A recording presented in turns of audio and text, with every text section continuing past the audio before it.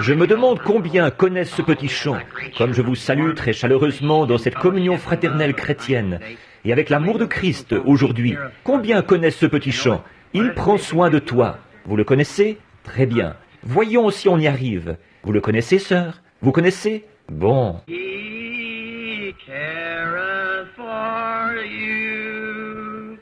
He careth for you. Through sunshine or shadow, He careth for you. Oh, c'est très bien. Maintenant, faisons un autre essai. He careth for you. He careth for you. Through sunshine or shadow, He careth for you. Our Heavenly Father, Notre Père Céleste, croyons que tu prends bien soin de nous et tu as manifesté ton amour envers nous en ce que tu as envoyé ton propre Fils bien-aimé pour le Fils de Dieu innocent, pour prendre la place des pécheurs coupables. Combien nous te remercions d'avoir pris soin de nous et de t'être soucié de nous au point de faire ceci.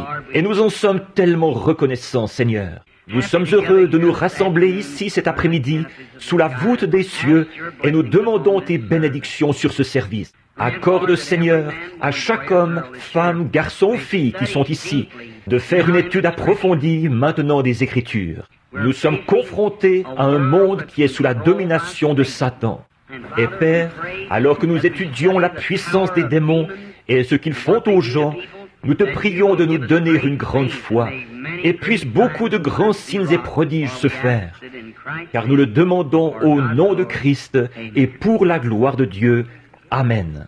Nous abordons sans tarder l'étude de cet après-midi, je pense une quinzaine de minutes plus tôt que prévu. Le sujet en est toujours la démonologie. Et maintenant, je viens de recevoir un message tout à l'heure, frère Biller, de mes amis, et je débute en tournée en Afrique au milieu de juillet. Alors c'est réglé, tout est arrangé maintenant. Frère Baxter ne pourra pas y aller à cette période-là, alors je devrais me rendre en Afrique tout seul. Alors je pars là-bas avec, Vous devrez prier pour moi maintenant, que le Seigneur m'aide, parce que j'en aurai vraiment besoin maintenant, là-bas, parmi... Je m'attends à ce qu'il y ait au moins 200 000 personnes à cette réunion. Et il y a une vision que j'ai notée ici. Je veux que vous ici, vous en bénéficiez. Elle s'est produite en décembre. J'étais dans la chambre un matin, et là, l'ange du Seigneur est entré. Vous voyez, quand j'étais là-bas, j'ai désobéi à Dieu, et j'ai attrapé des amibes. Tout le monde sait ce que c'est que les amibes. Un parasite qui, on en meurt presque.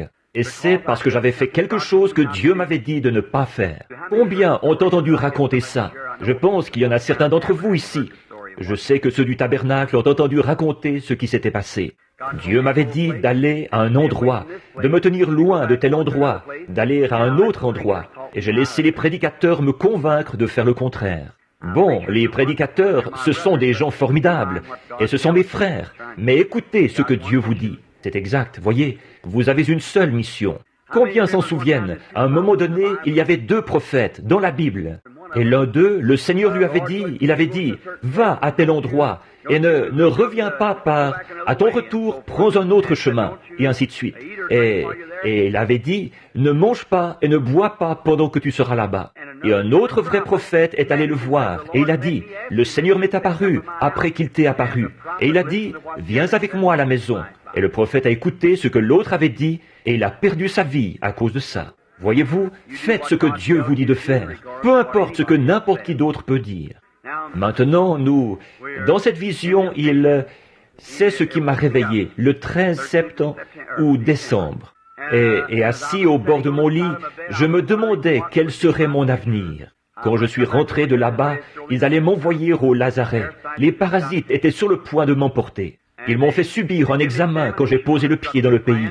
Et par la grâce de Dieu, simplement, ils m'ont permis de retourner chez moi parce que c'était très disséminé. J'avais prié Et j'étais allé voir ces ministres, je disais, « Le Seigneur m'a dit de ne pas prendre cette direction-là. » Ils ont dit, « Oh, Dieu peut parler à quelqu'un d'autre qu'à toi. » J'ai dit, « Corée avait cette idée-là à un moment donné. » Alors, mais je suis allé chercher des feuilles, je les ai déposées sur leurs pieds et j'ai dit, « Souvenez-vous, au nom du Seigneur, si nous faisons ce voyage là-bas, ce sera un échec. Et nous allons tous le payer cher. Et pour sûr que nous l'avons payé cher, oh là là, nous avons tous failli mourir. » Alors là, au retour, on est aux prises avec tant de choses là-bas dans les pays étrangers. Par exemple, il y a une petite puce. Si elle vous mord, vous attrapez la fièvre de la tique. Et cette petite chose-là, quand ça vous mord, même si vous avez des démangeaisons, vous ne pouvez pas vous gratter. Vous regardez, si c'est une petite bestiole noire, ne l'arrachez pas. Elle a une petite tête avec laquelle elle se creuse un chemin dans la peau. Elle brille comme ceci, elle se fixe là. Si vous l'arrachiez, en l'arrachant, la tête qui est à l'intérieur resterait là. Il y a un virus dedans qui vous paralyserait. Alors, ne vous grattez pas ou ne l'arrachez pas. Vous n'avez qu'à prendre du suif. Elle respire par le dos. Laissez tomber du suif dessus, elle va se détacher. Ensuite, il y a un petit moustique. Il ne fait pas de bruit du tout. Il arrive en fondant l'air. Il n'a qu'à vous toucher, c'est tout, et vous avez la malaria. Et puis, il y a ce qu'ils appellent le serpent mamba. S'il vous pique, vous ne vivez qu'à peu près 2 minutes après qu'il vous a piqué. Et il y a le cobra jaune. Vous vivez une quinzaine de minutes après sa morsure à lui. Et l'un d'eux était assez près de mon fils, qu'il aurait pu poser sa main sur sa tête. Il était déjà levé, prêt à piquer, avant que nous tirions dessus comme ça. Et il y a le cobra noir. Oh, il y a vraiment de tout. Et puis, il y a les dangers de la brousse, les animaux évidemment, les lions, le tigre ou les léopards, et tous les autres avec lesquels on est aux prises dans la jungle. Et puis, les maladies. Il y a vraiment toutes sortes de maladies là-bas. Et vous devez affronter tout ça quand vous y allez. Et en plus, il y a le sorcier guérisseur qui est là pour vous défier. De tous les côtés, voyez-vous, et toutes leurs superstitions et tout. Mais combien que c'est merveilleux de voir notre Seigneur écarter tout ça d'un geste, d'un côté à l'autre comme ça. Ensuite, on continue. Ce jour-là, je me suis tenu là. Je m'en souviens vraiment bien de ce qui s'est passé. Je vous en parlerai un de ces jours à une autre réunion, parce que cet après-midi, je voudrais aborder mon sujet de la démonologie. Mais là, j'étais en réflexion là-dessus, assis là, à me demander comment est-ce que ça va finir. Et en traversant la mer, au retour, je sais que nous avons eu environ 100 000 conversions pendant que nous étions là-bas. Et le vieux frère Bosworth est venu à moi. Il a dit, j'ai dit, eh bien, frère Bosworth, il a dit, je suis vraiment fier de toi, frère Branham. Il a dit, pour toi la vie ne fait que commencer. Et il a dit, je disais, eh bien, ça doit être fini, je suppose. Je disais, j'ai 40 ans passés. Je suppose que j'ai combattu le bon combat et que j'ai achevé la course. Il a dit, 40 ans passés? Il a dit, je ne me suis pas converti avant cet âge-là. Il a dit, je suis encore bien actif. Il avait tout près de 80 ans. Et simplement, je me suis dit, eh bien, peut-être que c'est assez juste ça. Donc il disait, non, tu es simplement un Branham tout neuf maintenant. Tu sais mieux comment prendre tes réunions en main et tout.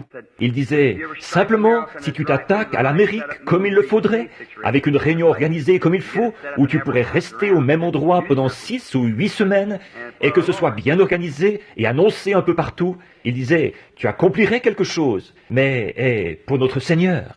Alors, on a continué comme ça, à parler simplement. Alors, ça a été très, très agréable.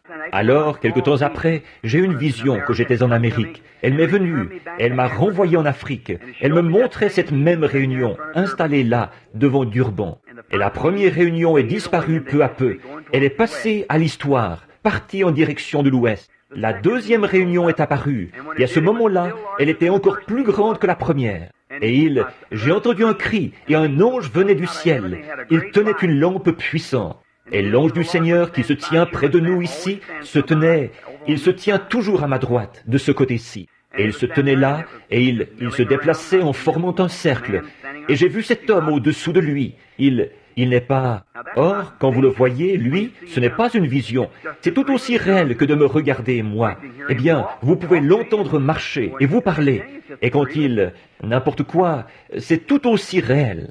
Et ce n'est pas une vision. Cet homme se tient là, exactement comme vous. Et sa voix, c'est exactement comme si c'était la mienne ou comme si c'était la vôtre. Mais une vision, c'est quelque chose qui se présente devant vous et vous le voyez comme ça. Mais cet homme-là, il s'approche simplement et il se tient là. Alors il m'a dit ce qui allait arriver.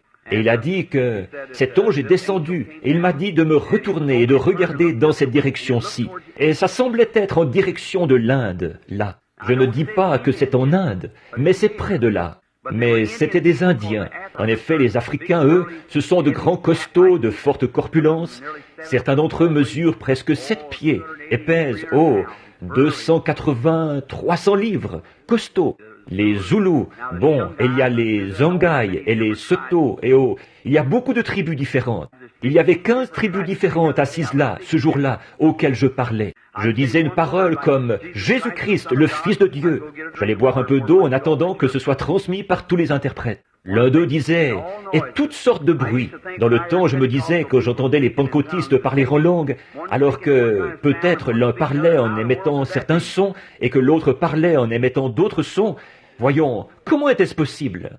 Mais je crois que la Bible a raison, et je sais qu'elle a raison, quand elle dit « il n'est aucun son qui soit sans signification ». Certains disaient, l'un d'eux faisait « blur, blur, blur, blur », ce qui voulait dire « Jésus-Christ, le Fils de Dieu ». L'autre faisait « cloc, cloc, cloc, cloc », ça c'était « Jésus-Christ, le Fils de Dieu », dans sa langue à lui. Donc, quel que soit le son qui est produit, il a un sens quelque part. C'est exact. Quel que soit le bruit qui est produit, il a un sens pour quelqu'un quelque part. Et quand il transmettait ça, et j'ai remarqué qu'à ma gauche, quand cet ange était descendu et que j'ai vu comme un essaim là, et c'étaient des hommes avec... ils avaient comme une espèce de drap autour de leur corps, comme ceci, et ça les enveloppait et c'était attaché comme pour un petit bébé, la couche. Et tout ce que je pouvais voir, à perte de vue, c'était des gens. Ensuite, cet ange a allumé une lampe puissante qui oscillait. Elle s'est mise à faire un mouvement de va-et-vient, comme ça. Et jamais de ma vie, je n'ai vu autant de gens.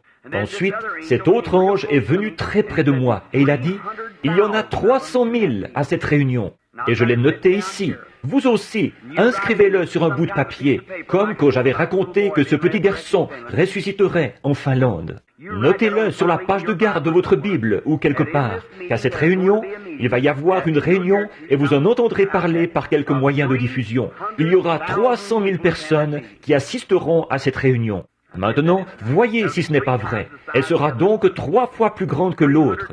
Voyez, 300 000 personnes qui assisteront à la réunion. Et je suis tellement heureux de pouvoir y aller. Je ne sais pas quoi faire, parce que j'aime gagner des âmes pour notre Seigneur. Et là-bas, à une occasion d'avoir vu 30 000 païens primitifs venir à Jésus-Christ à la suite d'un seul appel à l'autel. 30 000 païens primitifs. Maintenant, abordons notre sujet sans tarder. Hier, nous avons étudié la technique qu'utilisent les démons. Je réfléchissais aujourd'hui alors que Dieu traitait avec moi. Vous ne savez pas ce que ça représente d'avoir la liberté d'aller de l'avant. Or, je ne suis pas un enseignant. Je suis loin d'être un commentateur de la Bible. Et mon instruction se limite à une 7e année. Alors et avec ça, je suis sorti de l'école il y a environ 25 ans. Alors il y a longtemps que je n'y suis plus. Je n'ai pas beaucoup d'instructions, mais tout ce que je sais, c'est ce que je reçois par inspiration. Et si cette inspiration ne concorde pas avec la Bible, alors elle est fausse. Voyez, il faut que ce soit la Bible. Quelle que soit l'inspiration, il faut que ça vienne. Voici le fondement de Dieu. Aucun autre fondement n'a été posé que ceci. Et ce qui correspond à ceci, si ce que je disais était contraire à ceci, alors que mes paroles soient un mensonge, parce que la vérité, c'est ceci. Voyez? Et si un ange vous disait quelque chose qui soit différent de ceci, Paul a dit qu'il soit pour vous anathème, même un ange de lumière. Or, il y a beaucoup de grandes choses. J'ai choisi 2 jours parce que, pour pouvoir apporter ce sujet aux gens, c'est-à-dire hier et aujourd'hui, les réunions en après-midi. Maintenant, la raison pour laquelle j'ai fait ceci, c'est pour faire un petit essai, moi-même, pour voir si Dieu allait m'aider. J'ai quelque chose à cœur, et c'est ceci, qu'après ce grand message, et après que Dieu lui-même a confirmé que ce que j'ai dit est bien la vérité, de sa parole, par sa parole d'abord, et ensuite par les signes et les prodiges. Maintenant, je pense que, muni de la vérité de l'Évangile pour l'Église, j'ai une obligation envers Dieu d'apporter ceci à l'Église. C'est exact. Elles sont tellement divisées en tant d'organisations différentes et de branches sectaires de chacune que c'est mal ça. Nous sommes tous enfants de Dieu quand nous sommes nés de nouveau. Ça, voyez-vous? Et la vérité, c'est que Dieu veut que nous le sachions, que nous sommes ses enfants. Maintenant, souvenez-vous, le temple de Salomon, il a été taillé partout dans le monde. Et une pierre est arrivée, incurvée comme ceci, et une pierre incurvée comme cela, et une taillée comme ceci, et une taillée comme cela. Mais à l'assemblage, il n'y a pas eu le moindre grincement de scie, pas le moindre coup de marteau. Chaque chose s'est ajustée parfaitement à sa place. Dieu est celui qui a donné les directives pour ça. Dieu a une église qui s'appelle les assemblées, et une l'église de Dieu, et une la ceci, et l'autre la cela. Mais quand elles s'assembleront toutes, elles formeront un seul grand groupe d'amour fraternel, et Dieu rassemblera cette église et l'emportera là-haut dans le ciel. Tout tableau célèbre, avant de pouvoir un jour être exposé dans une galerie d'art, il doit être exposé, passer d'abord par la galerie des critiques. L'homme qui a peint à Gusto, ou, excusez-moi, son nom m'échappe. Enfin, celui qui a peint la Sainte Seine, cela lui a demandé toute une vie. Il a peint ce tableau. Il s'est passé environ 20 ans, ou 10 ans je crois, entre le moment où il a peint Christ et celui où il a peint Judas. Et vous êtes-vous rendu compte, dans ce tableau célèbre, c'est le même homme qui a posé pour représenter Christ, qui, 10 ans plus tard, a posé pour représenter Judas. C'est exact, effectivement. 10 ans de péché. Il avait été un grand chanteur d'opéra. Ensuite, il a représenté Christ. Il a fini par représenter Judas. Ça ne vous prendra pas forcément 10 ans. Ça prendra 10 minutes pour produire le même effet sur vous. Ça changera votre caractère par le péché. Mais toujours est-il que ce tableau est passé par tous les critiques. Et c'est ce que je pense de l'Église de Dieu, ce groupe qu'on appelle. Eh bien, je ne dis pas ceci pour faire une remarque désobligeante. J'ai navigué sur toutes les mers, et j'en suis à mon 3e voyage autour du monde. Et les gens disent, exalté, exalté. Et j'ai cherché partout dans le monde, et je n'ai encore jamais trouvé un exalté. C'est un nom que le diable a collé aux gens, c'est tout. Un exalté, ça n'existe pas. J'ai les statistiques de toutes les 668 églises différentes qui existent et organisées dans le monde. Et il n'y en a pas une seule qui s'appelle les exaltés. Et ça provient du gouvernement. Je ne connais pas une seule église exaltée. Alors ça, c'est seulement un nom que le diable a donné. Mais maintenant, malgré tout ceci, toutes ces choses, Dieu a peint un tableau. Et, à un moment donné, ces petites églises qu'il y avait là-bas autrefois, certains d'entre vous, je regarde ces hommes aux cheveux gris. Mon garçon, hier, j'étais dans mon bureau, j'étudiais, et un ministre est entré en passant. Il a dit, « J'aimerais serrer la main à ton papa. » Évidemment, mon garçon a été à l'école de frère Baxter et des autres. Eux, c'est carrément non. Un point, c'est tout, tout de suite. Je n'aime pas ça. Voyez, peu importe si évidemment, je ne peux pas être à la fois serviteur des hommes et serviteur de Dieu. Mais moi, ce que je trouve, j'aime serrer la main de mes frères. J'aime faire ça. Il y a quelque chose là-dedans. J'aime serrer la main d'un ministre. Et non seulement celle d'un ministre, mais de tout enfant de Dieu. J'aime le faire. Je n'en ai rien su jusqu'au moment où ma femme m'en a parlé, un peu plus tard. Eh bien, s'il avait dit à ce ministre, un petit instant, il s'est retiré pour prier, et je vais voir ce qu'il en dira. Eh bien, ça aurait été mieux. Alors je l'ai repris un peu là-dessus. Il ne doit pas faire ça, voyez? Alors, et c'est vrai, on ne peut pas venir tout de suite, chaque fois, comme le frère le disait tout à l'heure. Si on le fait, alors le soir, je suis épuisé, vous voyez? Les gens se mettent à parler, et peut-être que chacun a une maladie, et quand ils se mettent à en parler, tout de suite, voilà l'ange du Seigneur qui est là pour dire ce qu'il en est. Il y a quelqu'un qui est assis, qui regarde droit vers moi en ce moment, qui sait que c'est bien vrai, car c'est arrivé il y a seulement quelques minutes, ou environ 1h30. C'est une dame qui est assise ici. Elle ne savait pas ce qu'il en était. L'ange du Seigneur lui avait parlé l'autre soir. Elle lui avait dit quelque chose, et elle ne comprenait pas ce qu'il en était. Mais aujourd'hui, c'est arrivé. Alors maintenant, elle connaît le sens de ses paroles, quand il lui a parlé. Comme j'étais là à lui parler, l'ange du Seigneur est venu directement lui dire quel était son problème, et tout ce qu'il en était, et ce qu'elle pensait. L'un de ses bien-aimés, et comment Dieu avait parlé, et avait dit qu'il avait confirmé la chose, et ce qui allait arriver. Alors voilà précisément comment ça va se passer. Voyez, Dieu l'a dit. Eh bien, maintenant, et si, à quelques reprises ça, alors, et avec chaque vision, vous vous affaiblissez toujours plus. Voyez-vous?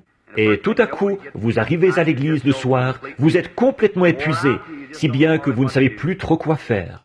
Et priez pour moi, là, voyez-vous, parce que je passe d'une réunion à une autre, puis à une autre. Si cette réunion-ci était la seule, ce ne serait pas la même chose. Si j'allais rentrer chez moi maintenant et rester sans rien faire pendant quelques mois, aller chercher ma canne à pêche et partir à la pêche.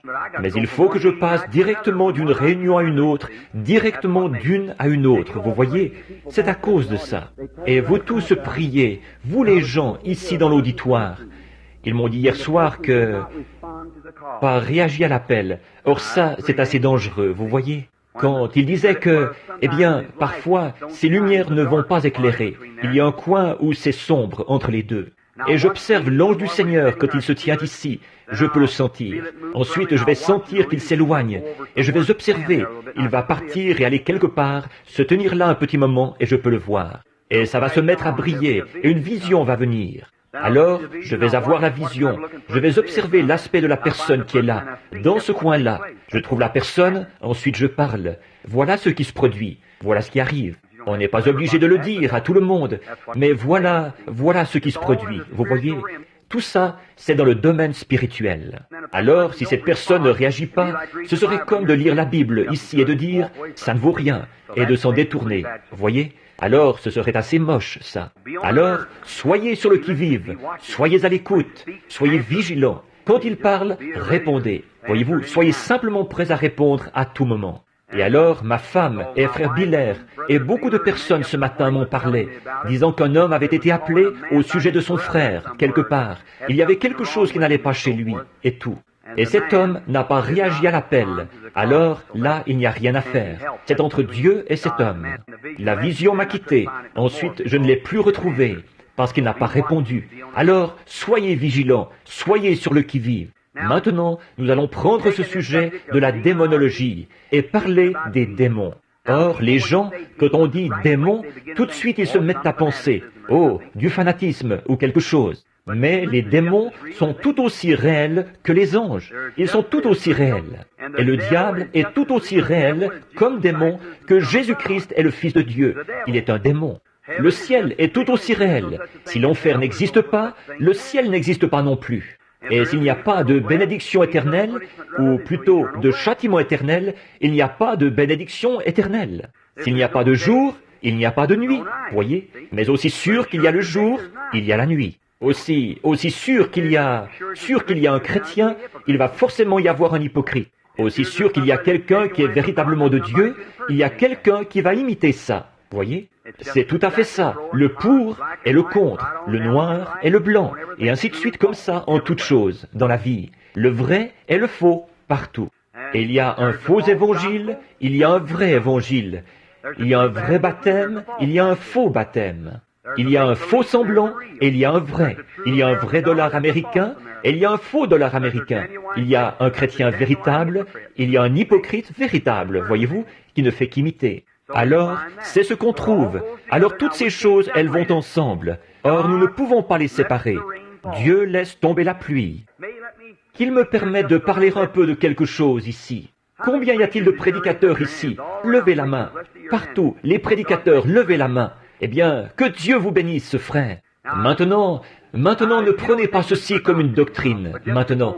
Mais juste avant d'aborder ce sujet vital, je vais vous raconter. Combien y a-t-il de pentecôtistes ici? Levez la main, tout autour, partout. Eh bien, vous êtes tous pentecôtistes. Très bien.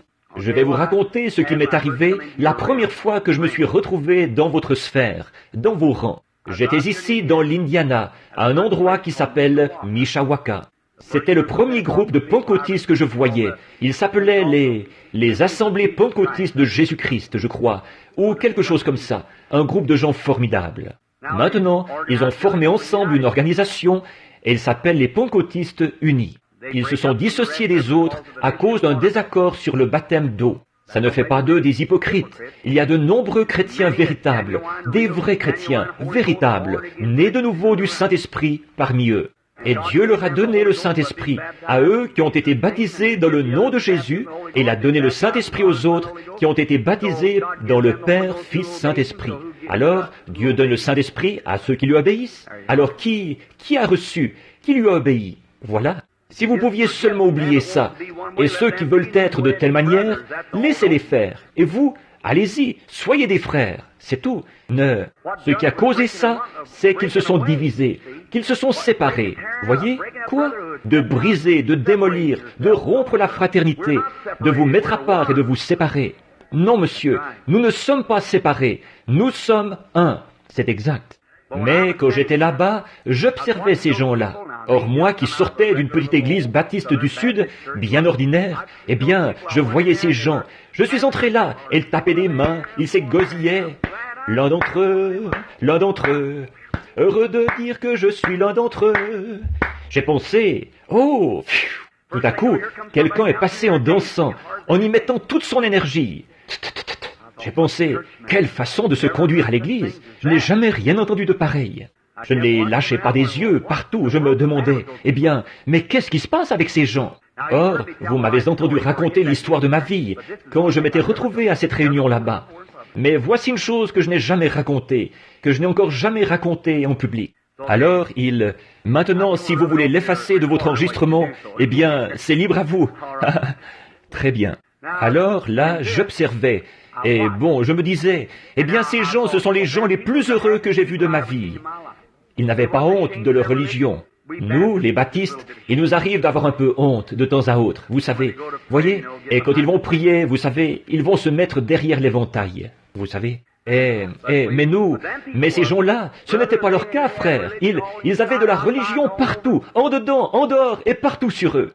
Eh bien, je me souviens ce soir-là, quand je suis monté sur l'estrade, ils avaient dit tous les prédicateurs sur l'estrade. C'était une convention. Ils étaient obligés de la faire ici au nord, à cause du problème de ségrégation raciale, la loi de Jim Crow du Sud. Alors ils s'étaient tous rassemblés là, de partout. Alors, j'étais assis sur l'estrade, et il a dit, eh bien, maintenant, j'ai écouté tous les prédicateurs toute la journée, et ce soir-là, ils ont annoncé un vieux prédicateur. C'est un vieil homme de couleur qui est arrivé, juste une petite couronne de cheveux sur la tête, comme ça. Il portait une longue redingote de prédicateur, vous savez, à col de velours, et il faisait chaud.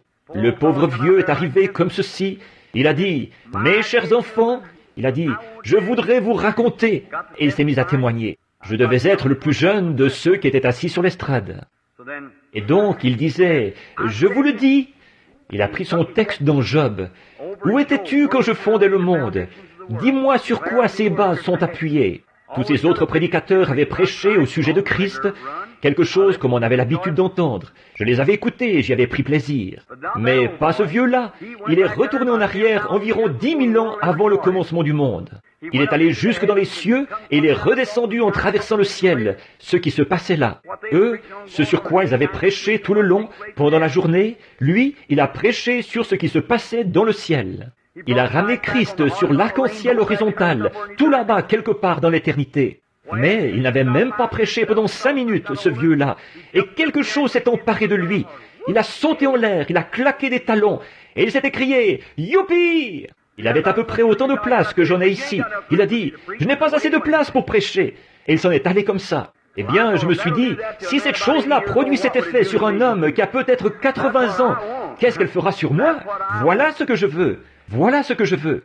Mais ce qui m'a intrigué, c'est ceci. Maintenant, nous parlons de démons, là. Ce qui m'a intrigué, j'observais 2 hommes. L'un était assis d'un côté et l'autre de l'autre. Et quand l'esprit descendait, ces hommes se levaient. Ils parlaient en langue, ils poussaient des cris. Ils avaient l'écume aux lèvres. Et je me disais, oh là là, si seulement je pouvais avoir ça. Vous voyez, comme c'est merveilleux.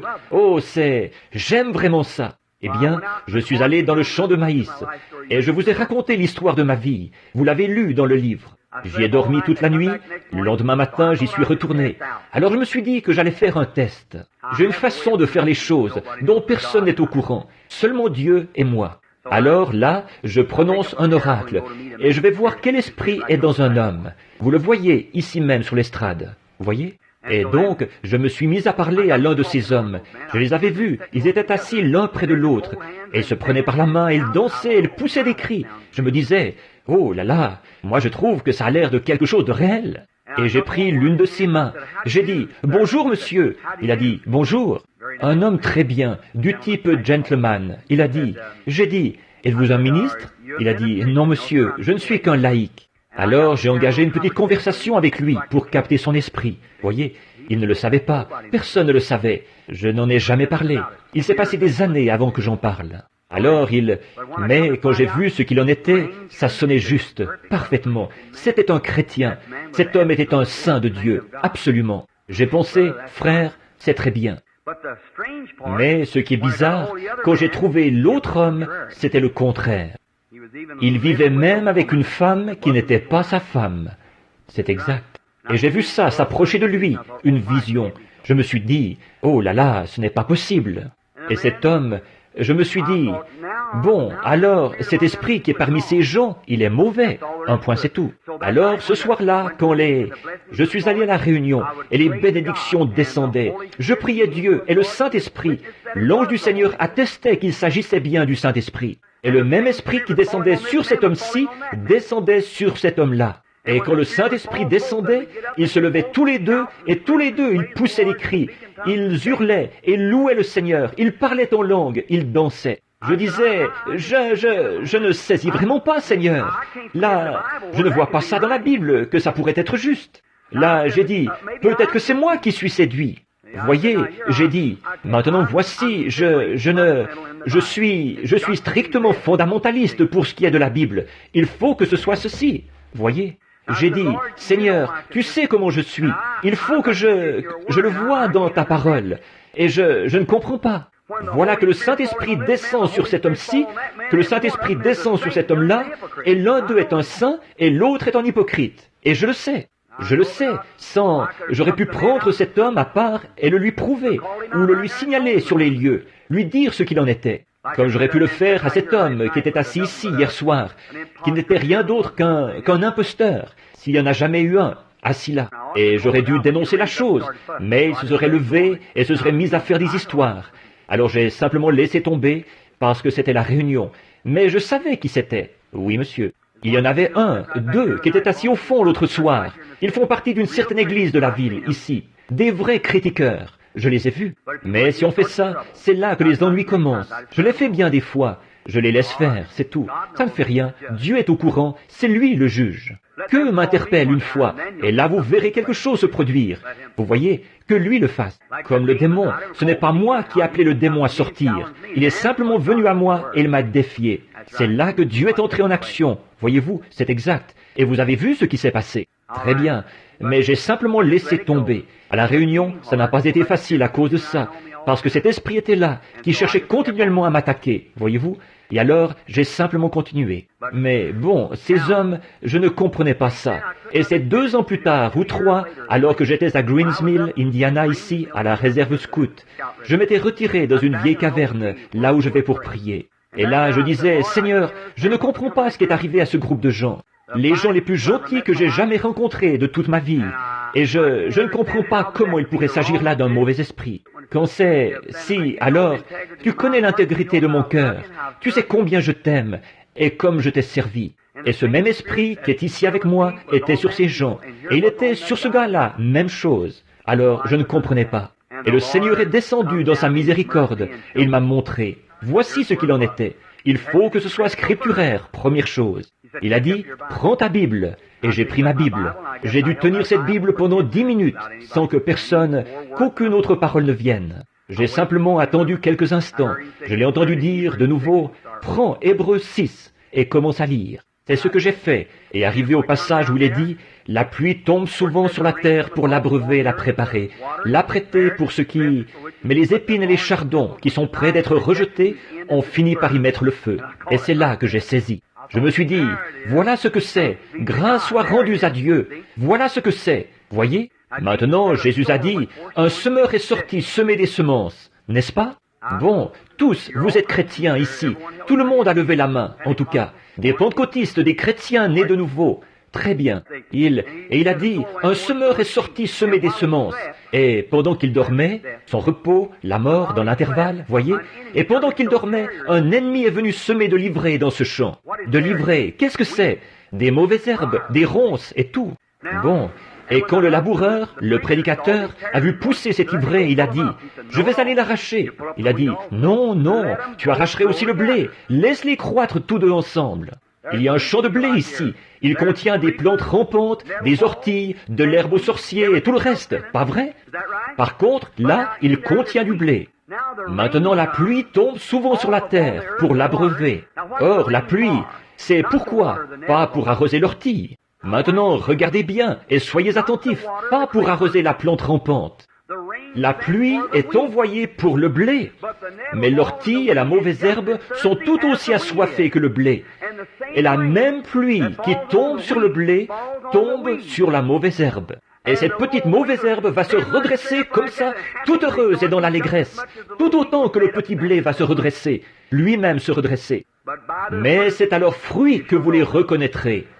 Voilà. Voyez, or le même Saint-Esprit peut bénir un hypocrite. Ça en a sonné quelques-uns d'entre vous, les arminiens. Mais c'est la vérité, c'est la vérité. On vous enseigne la sainteté, et moi aussi j'y crois, à la sainteté. Mais le même esprit, la pluie tombe sur les justes et sur les injustes.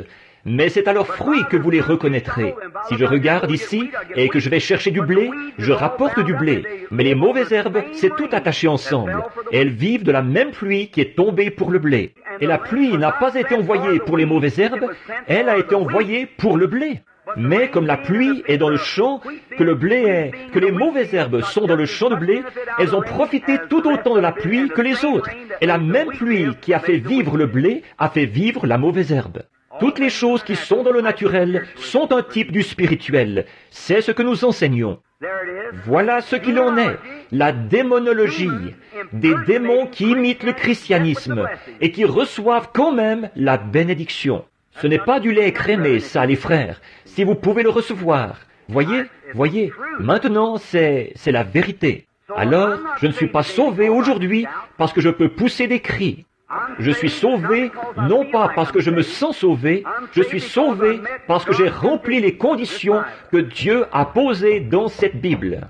Jésus a dit, celui qui écoute mes paroles et qui croit à celui qui m'a envoyé a la vie éternelle, et ne vient point en jugement, mais il est passé de la mort à la vie. Je le crois, c'est exact. Et selon ces conditions, je suis sauvé, parce que Dieu l'a dit. S'il me disait qu'on est sauvé parce que quelqu'un a dit « Un vent impétueux m'a cinglé le visage », c'est formidable ça, mais je veux savoir d'où il est venu ce vent impétueux, avant qu'il me cingle le visage, voyez-vous? Maintenant, quel genre de vie allez-vous mener après que ce vent impétueux vous aura cinglé? Voyez-vous, c'est à votre fruit qu'on vous reconnaît.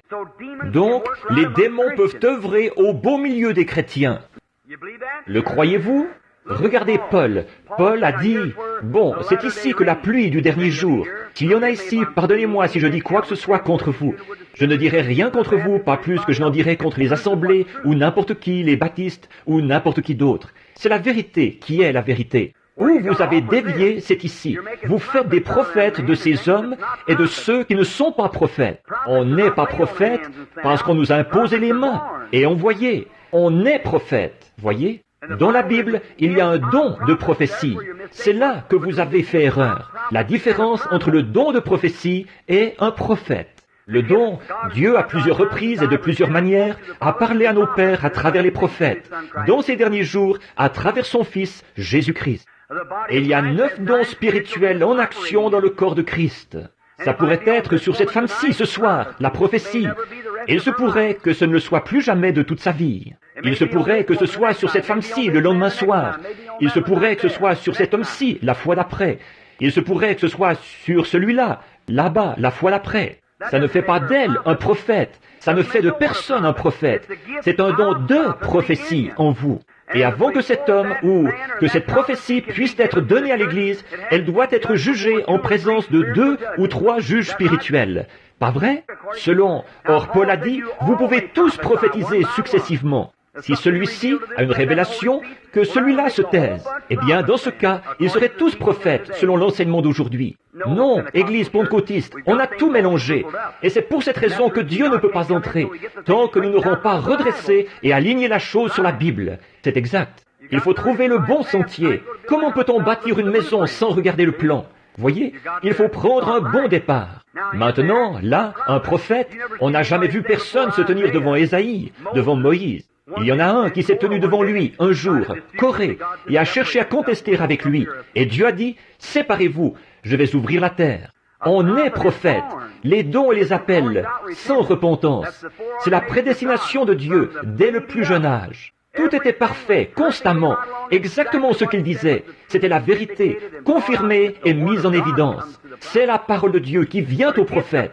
Mais un don de prophétie, c'est dans l'Église. Bon, vous dites, eh bien, les prophètes, c'est l'Ancien Testament. Oh non, il y a eu des prophètes dans le Nouveau Testament. Agabus était un prophète du Nouveau Testament. Regardez l'esprit de prophétie qui est descendu là-bas et qui a dit à Paul ce qu'il en était. Et puis, Agabus est arrivé de Jérusalem. Il est allé trouver Paul et il a attaché sa ceinture autour de lui. Il s'est retourné et il a dit, « Ainsi dit le Seigneur, l'homme qui portait ceci sera lié de chaînes quand il arrivera à Jérusalem. » Agabus qui s'est levé et qui a dit, « Prédit ce qui allait arriver. » Il était un prophète et non un homme avec le don de prophétie. Et le don de guérison et tous ces dons, mon ami pentecôtiste, vous avez tout mélangé. Les dons sont dans l'Église. Toute personne dans l'Église y a accès. Toute personne qui a été baptisée dans le corps. D'un seul esprit, nous y sommes tous baptisés. Et la Bible dit, eh bien, j'ai le don de guérison. Eh bien, la Bible dit, confessez votre faute l'un à l'autre et priez l'un pour l'autre. Que toutes les personnes prient les unes pour les autres. Nous ne sommes pas un groupe divisé, nous sommes un groupe collectif, réuni, voyez? Bon, et c'est comme ça que parfois les démons vont s'y prendre pour agir.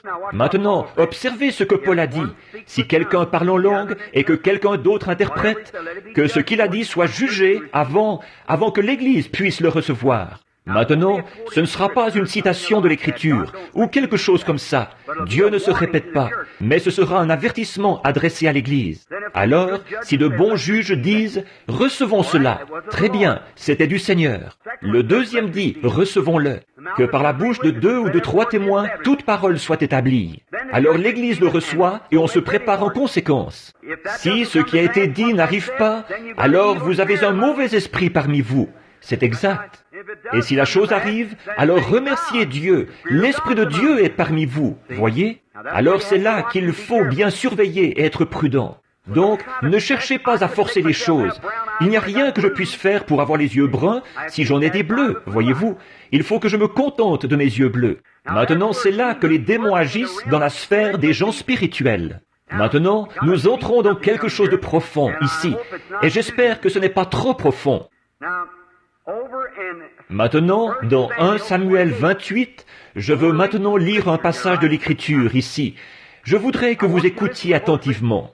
Et je veux traiter de démons, vous montrer comment ils agissent au sein même de l'Église, et que Satan a une contrefaçon de toutes les choses véritables qui existent. Or, vous pouvez voir, selon la Bible, que les démons viennent parmi les chrétiens et ils font des imitations. Et souvent, nous avons affirmé que des gens étaient chrétiens quand ils disaient « Je crois en Jésus-Christ ». Voyons, les démons croient la même chose et ils tremblent. Ce n'est pas du tout signe que vous êtes sauvés. Un de ces soirs, je voudrais aborder l'élection, et là vous constaterez le vrai sens du salut. Voyez, vous n'avez rien eu à y voir, ni au début, ni à la fin, ni rien que vous puissiez y faire du tout. Dieu sauve un homme sans condition. Oh, ça a frappé en profondeur, n'est-ce pas? Maintenant, autant sortir ça de votre système pendant qu'on y est. Très bien. Abraham a été le commencement de notre foi, pas vrai? Oh, Abraham a reçu la promesse. Et Dieu a appelé Abraham parce qu'il était un grand homme, je suppose. Non, monsieur. Il est sorti de Babylone, du pays de la Chaldée, de la ville dure, et Dieu l'a appelé et a fait son alliance avec lui, sans condition. Je vais te sauver, et pas seulement toi, Abraham, mais ta postérité, sans condition. Dieu a fait une alliance avec l'homme, et l'homme rompt son alliance chaque fois. L'homme n'a jamais gardé son alliance avec Dieu. La loi n'a jamais été gardée. Il n'arrivait pas à garder la loi. Christ est venu et lui-même a transgressé la loi. En effet, la grâce avait déjà fourni un sauveur. Moïse avait fourni un moyen d'échapper, et ensuite, et ensuite les gens, après, ils voulaient encore avoir quelque chose à y faire. L'homme cherche toujours à faire quelque chose pour se sauver lui-même, alors qu'on ne peut pas, c'est sa nature. Dès qu'il a constaté qu'il était nu, dans le jardin d'Éden, il a fait des ceintures avec des feuilles de figuier, pas vrai? Mais il a constaté qu'elle ne ferait pas l'affaire. Il n'y a rien qu'un homme puisse faire pour se sauver lui-même. Dieu vous sauve, sans condition, tout au long de l'âge. Et alors, quand vous êtes sauvé, vous êtes sauvé. Regardez Abraham, cet homme était là. Il était allé là-bas et Dieu lui avait donné le pays de la Palestine et lui avait dit de ne pas le quitter. Tout juif qui quittait la Palestine était rétrograde. Dieu lui avait dit de rester là. Si Dieu vous dit de faire quoi que ce soit et que vous ne le faites pas, alors vous êtes rétrograde. Pas vrai? Bien, alors il y a eu une sécheresse pour éprouver la foi d'Abraham. Et Abraham, au lieu de rester là, non, il n'a pas pu rester là. Il a pris la fuite. Il a pris Sarah avec lui. Et il a fait environ 300 000. J'aurais aimé avoir le temps de parler de ça. Jusque dans un autre pays. Et quand il est arrivé là-bas, alors il y avait ce grand roi, là-bas, Abimelech. C'était un jeune homme et il voulait avoir une petite amie. Alors il a trouvé la femme d'Abraham, Sarah, et il est tombé amoureux d'elle. Et Abraham a dit, « Maintenant dis-lui que tu es ma sœur et que je suis ton frère. » Alors Abimelech a été content de ça. Alors il a dit, « Très bien, nous allons simplement l'emmener au château. » Et les femmes ont dû la préparer, il allait l'épouser le lendemain. Abimelech était un brave homme, un homme juste. Et cette nuit-là, pendant qu'il dormait, le Seigneur lui est apparu. Et il a dit, « Considère-toi comme un homme mort. » Il a dit, « Cet homme, la femme que tu te proposes d'épouser là-bas, c'est la femme d'un autre homme. » Maintenant, regardez bien, la femme d'un autre homme.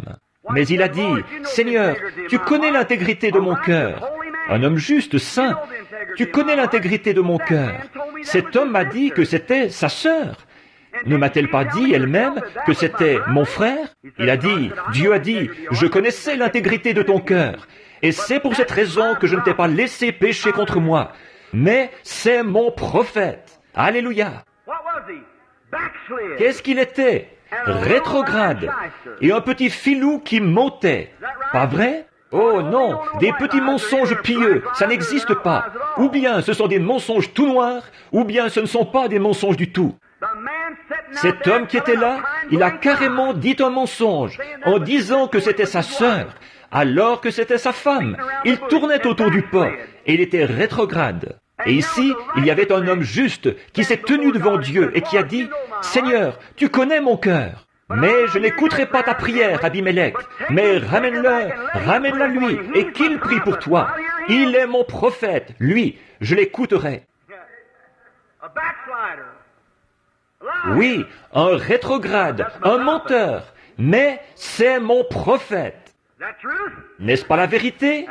C'est la Bible. Maintenant, n'allez pas trop loin avec ça, du côté calviniste. Une fois sous la grâce, toujours sous la grâce, parce que vous vous retrouverez dans la disgrâce. Voyez? Un petit instant là, nous aurons le temps cette semaine de revenir là-dessus pour vous montrer que c'est bien tout à fait exact. Mais n'allez pas croire que juste parce que vous avez fait quelque chose de mal, que vous êtes fichu à tout jamais. Vous êtes un enfant de Dieu, vous êtes né de l'Esprit de Dieu, vous êtes des fils et des filles de Dieu, et les fruits en rendront témoignage eux-mêmes. Voilà. Maintenant, nous voici installés dans le pays. Maintenant, je voudrais lire ici le verset 6. Et Saül interrogea l'Éternel, et l'Éternel ne lui répondit pas, ni par songe, ni par l'Urim, ni par un prophète. Et Saül dit à ses serviteurs, « Cherchez-moi une femme qui évoque les esprits, et j'irai vers elle, et je la consulterai. » Je pourrais vraiment taper sur quelque chose ici, pendant seulement.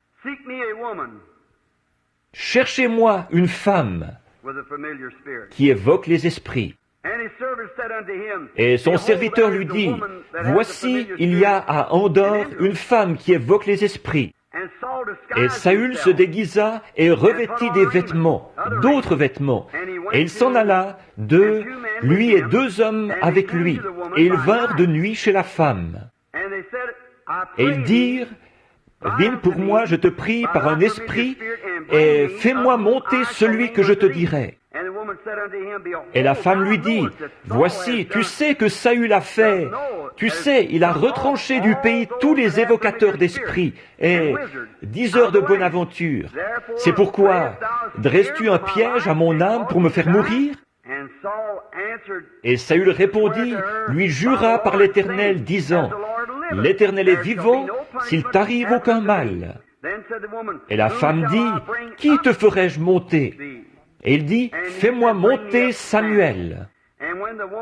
Et la femme vit Samuel, et elle poussa un grand cri.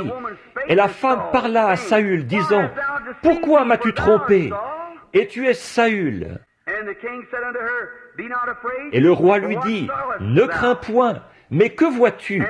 Et la femme dit, à Saül, je vois des dieux qui montent de la terre.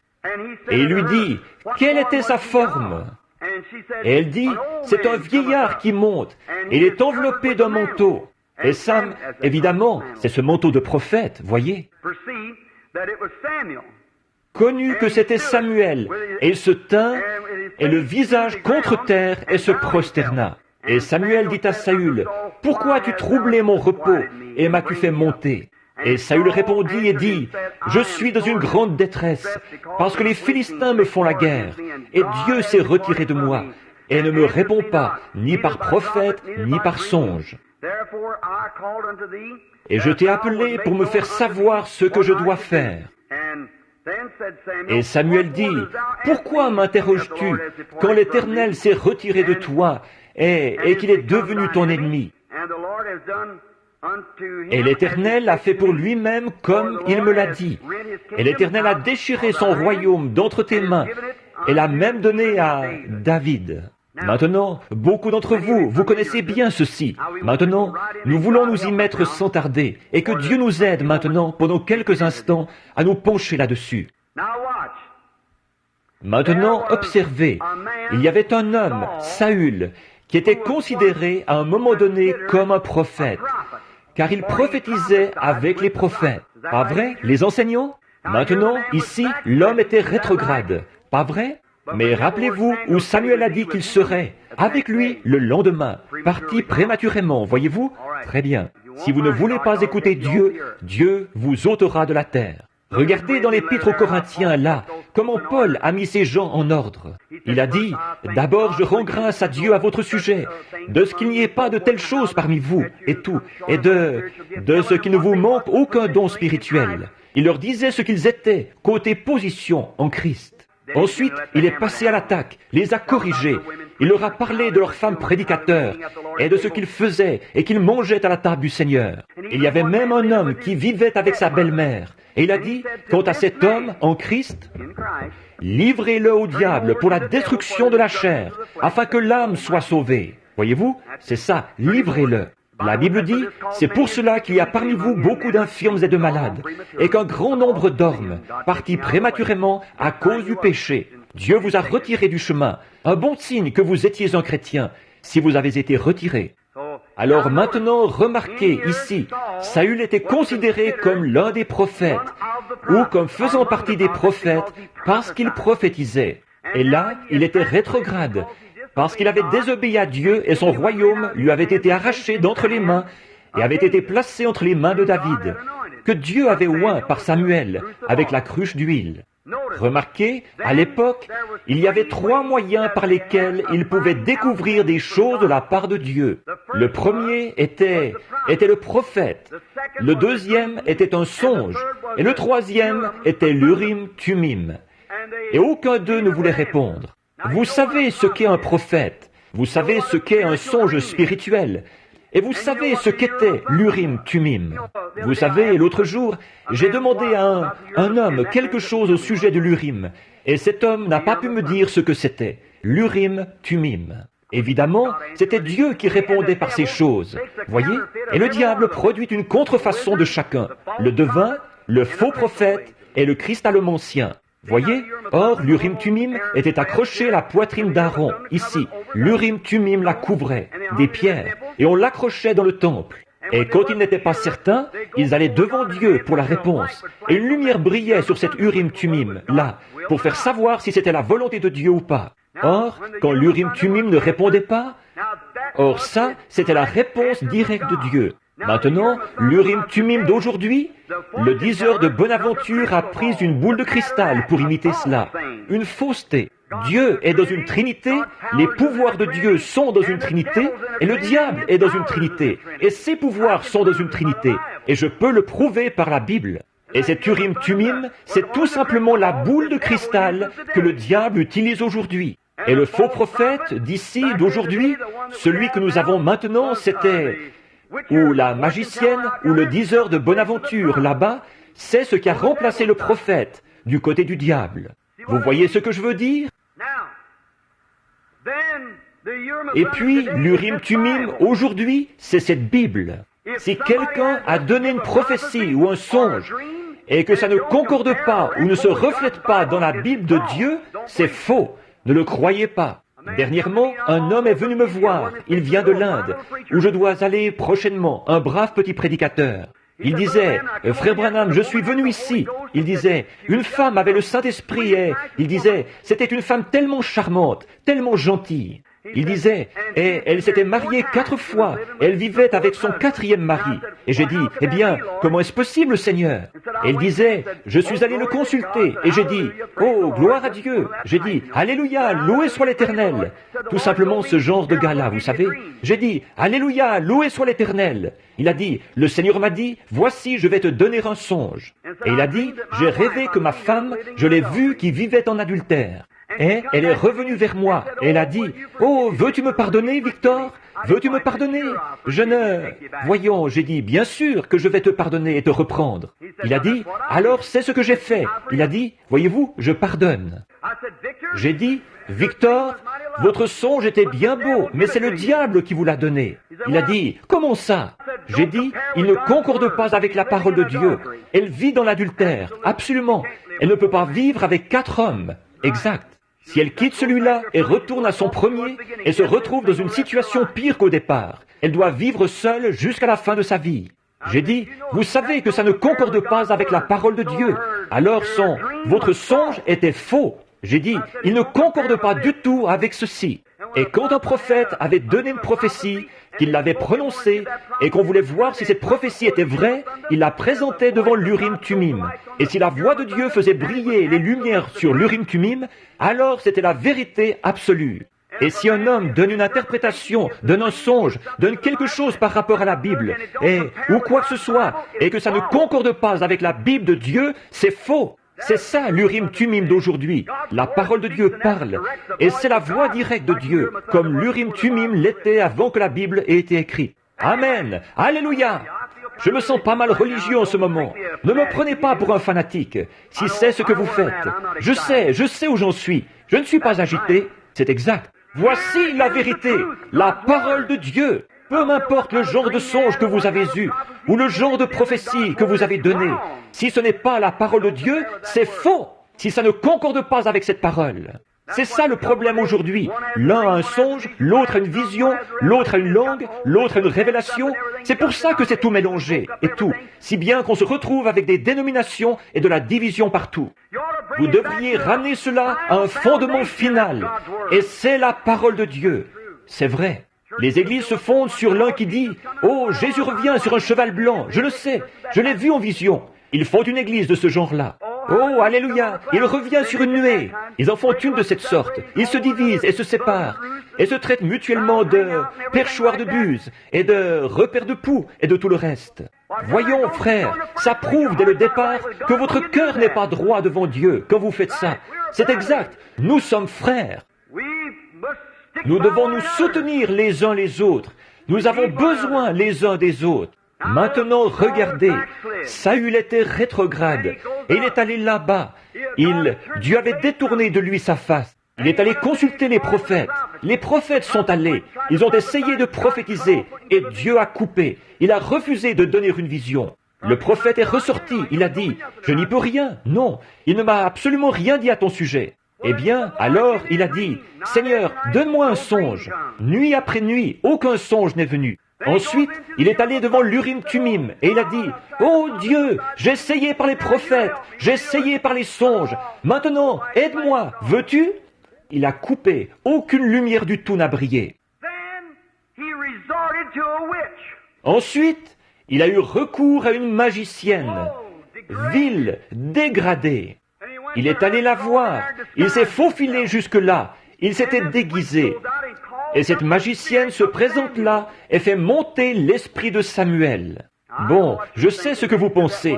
Beaucoup ont dit, ce n'était pas Samuel. Mais la Bible dit que c'était Samuel. Et c'était Samuel. C'est bizarre comment on peut capter ça, n'est-ce pas? Mais c'était bien Samuel, la Bible le dit.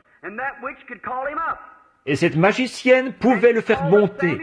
Elle a fait monter Samuel. Et Samuel était quelque part ailleurs, mais il était conscient de ce qui se passait. Et il avait encore son manteau de prophète sur lui. Alors, frère, quand vous mourrez, vous n'êtes pas mort. Vous vivez quelque part ailleurs. Laissez-moi m'arrêter un petit instant pour bien faire ressortir ce qu'il en est de la démonologie. Elle était un démon, mais elle était en contact étroit avec le monde des esprits. Maintenant, aujourd'hui, il y a beaucoup de spirites qui, en réalité, en savent plus sur le monde spirituel que les gens qui font profession d'être chrétiens. Et pourtant, elle est un démon. À l'époque de la Bible, c'était pareil. Quand Jésus était ici sur terre, il y avait ses professeurs, ses érudits et ses docteurs, parmi les meilleurs, sortis des meilleurs séminaires, meilleurs que ce que nous pourrions produire aujourd'hui. Et c'étaient des hommes saints, des hommes de renom, forcément.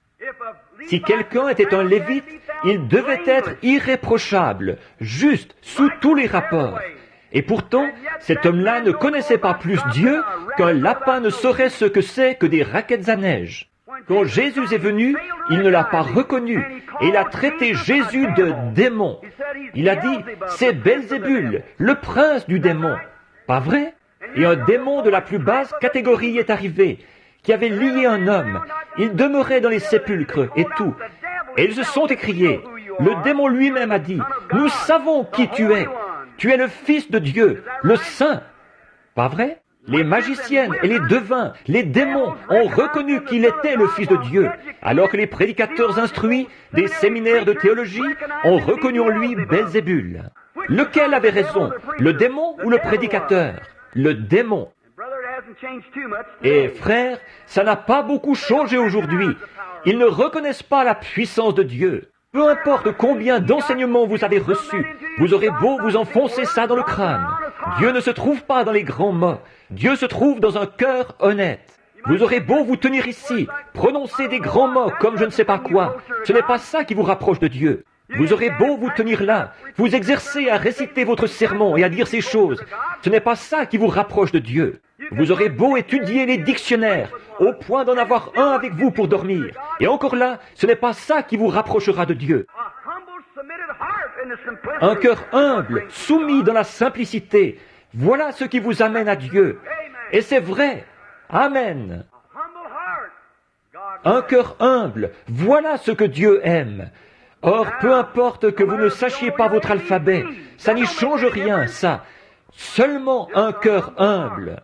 Dieu habite dans un cœur humble, pas dans l'instruction, pas dans les écoles, pas dans la théologie, les séminaires, pas dans tous ces autres lieux, pas dans les grands mots, ni dans ces lieux de la haute société. Dieu habite dans le cœur humain. Et plus vous pourrez vous abaisser, devenir simple, plus grand vous deviendrez aux yeux de Dieu. Je vais vous apporter quelque chose. Je vois que vos champs sont pleins de blé ici. Un épi de blé bien rempli se courbe toujours. Un petit brin se dresse. Il s'agite dans tous les sens, comme s'il savait tout. Il n'a rien dans la tête. C'est pareil pour beaucoup de ces gars qui pensent qu'ils en ont beaucoup dans la tête, alors qu'ils n'ont rien dans le cœur. Ou une tête sainte va se courber devant la puissance, reconnaître que Jésus-Christ est le Fils de Dieu, et croire à ses œuvres. Et il est le même hier. Oh, ils le reconnaissent, bien sûr, du point de vue historique. Mais il ne s'agit pas de quelque chose d'historique. Les gens se lèvent et disent « Oh, je crois à la Pentecôte !» Quand ils ont eu cette grande effusion et ces choses-là, ils vous peignent un feu. Un homme gelé ne peut pas se réchauffer à un feu peint. Un feu peint ne réchauffe pas. Ça, c'est ce qu'ils ont été. Qu'en est-il aujourd'hui? S'il est le même hier, aujourd'hui, éternellement. Ça, c'est un feu peint. Un homme qui meurt de froid et qui dit « Regardez ce grand feu qu'ils ont eu. Voyons, ça ne va pas vous réchauffer, ça. Ce qu'ils ont fait à la Pentecôte, ce qu'ils avaient au début du Testament, nous l'avons aujourd'hui. Et dès que Dieu aura remis tout ça d'aplomb et que l'Église aura été rassemblée dans l'unité, l'enlèvement aura lieu. Mais nous n'arrivons même pas à avoir la foi pour la guérison divine, encore moins pour l'enlèvement, parce que nous sommes tous dans la confusion, un comme ceci, l'autre comme cela. Le docteur Untel a dit que c'était ceci. Eh bien, mon prédicateur a dit qu'il était ceci.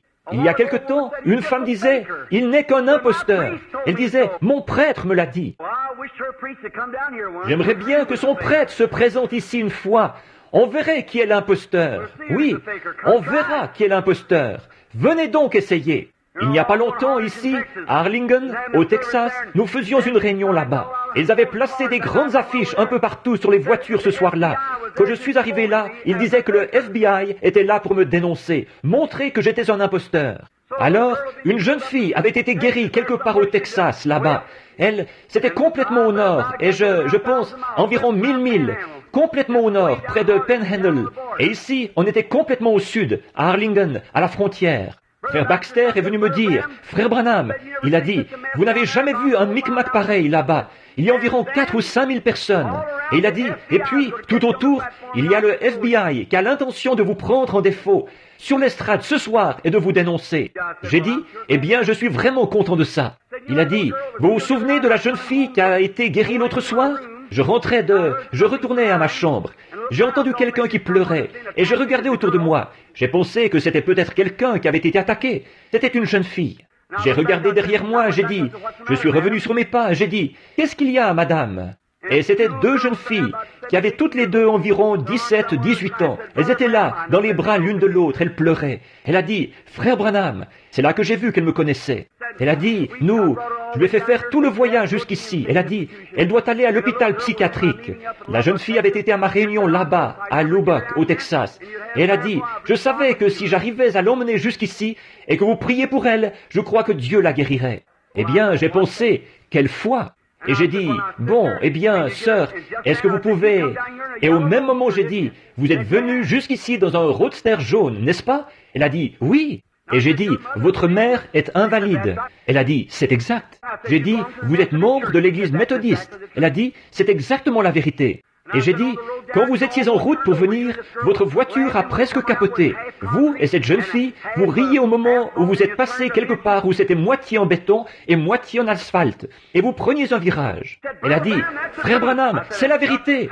J'ai dit, et ainsi dit le Seigneur, la jeune fille est guérie. Le lendemain, elle était en feu. Elle le disait à tout le monde en ville. Elle en parlait partout. Évidemment, là-bas, ils ne la connaissaient pas. Ils ne savaient pas si elle avait déjà été dans cet état-là ou pas. Et alors, ce jour-là, frère Baxter m'a dit, frère Branham, il a dit, ces jeunes filles sont là-bas, en train de faire leur bagage.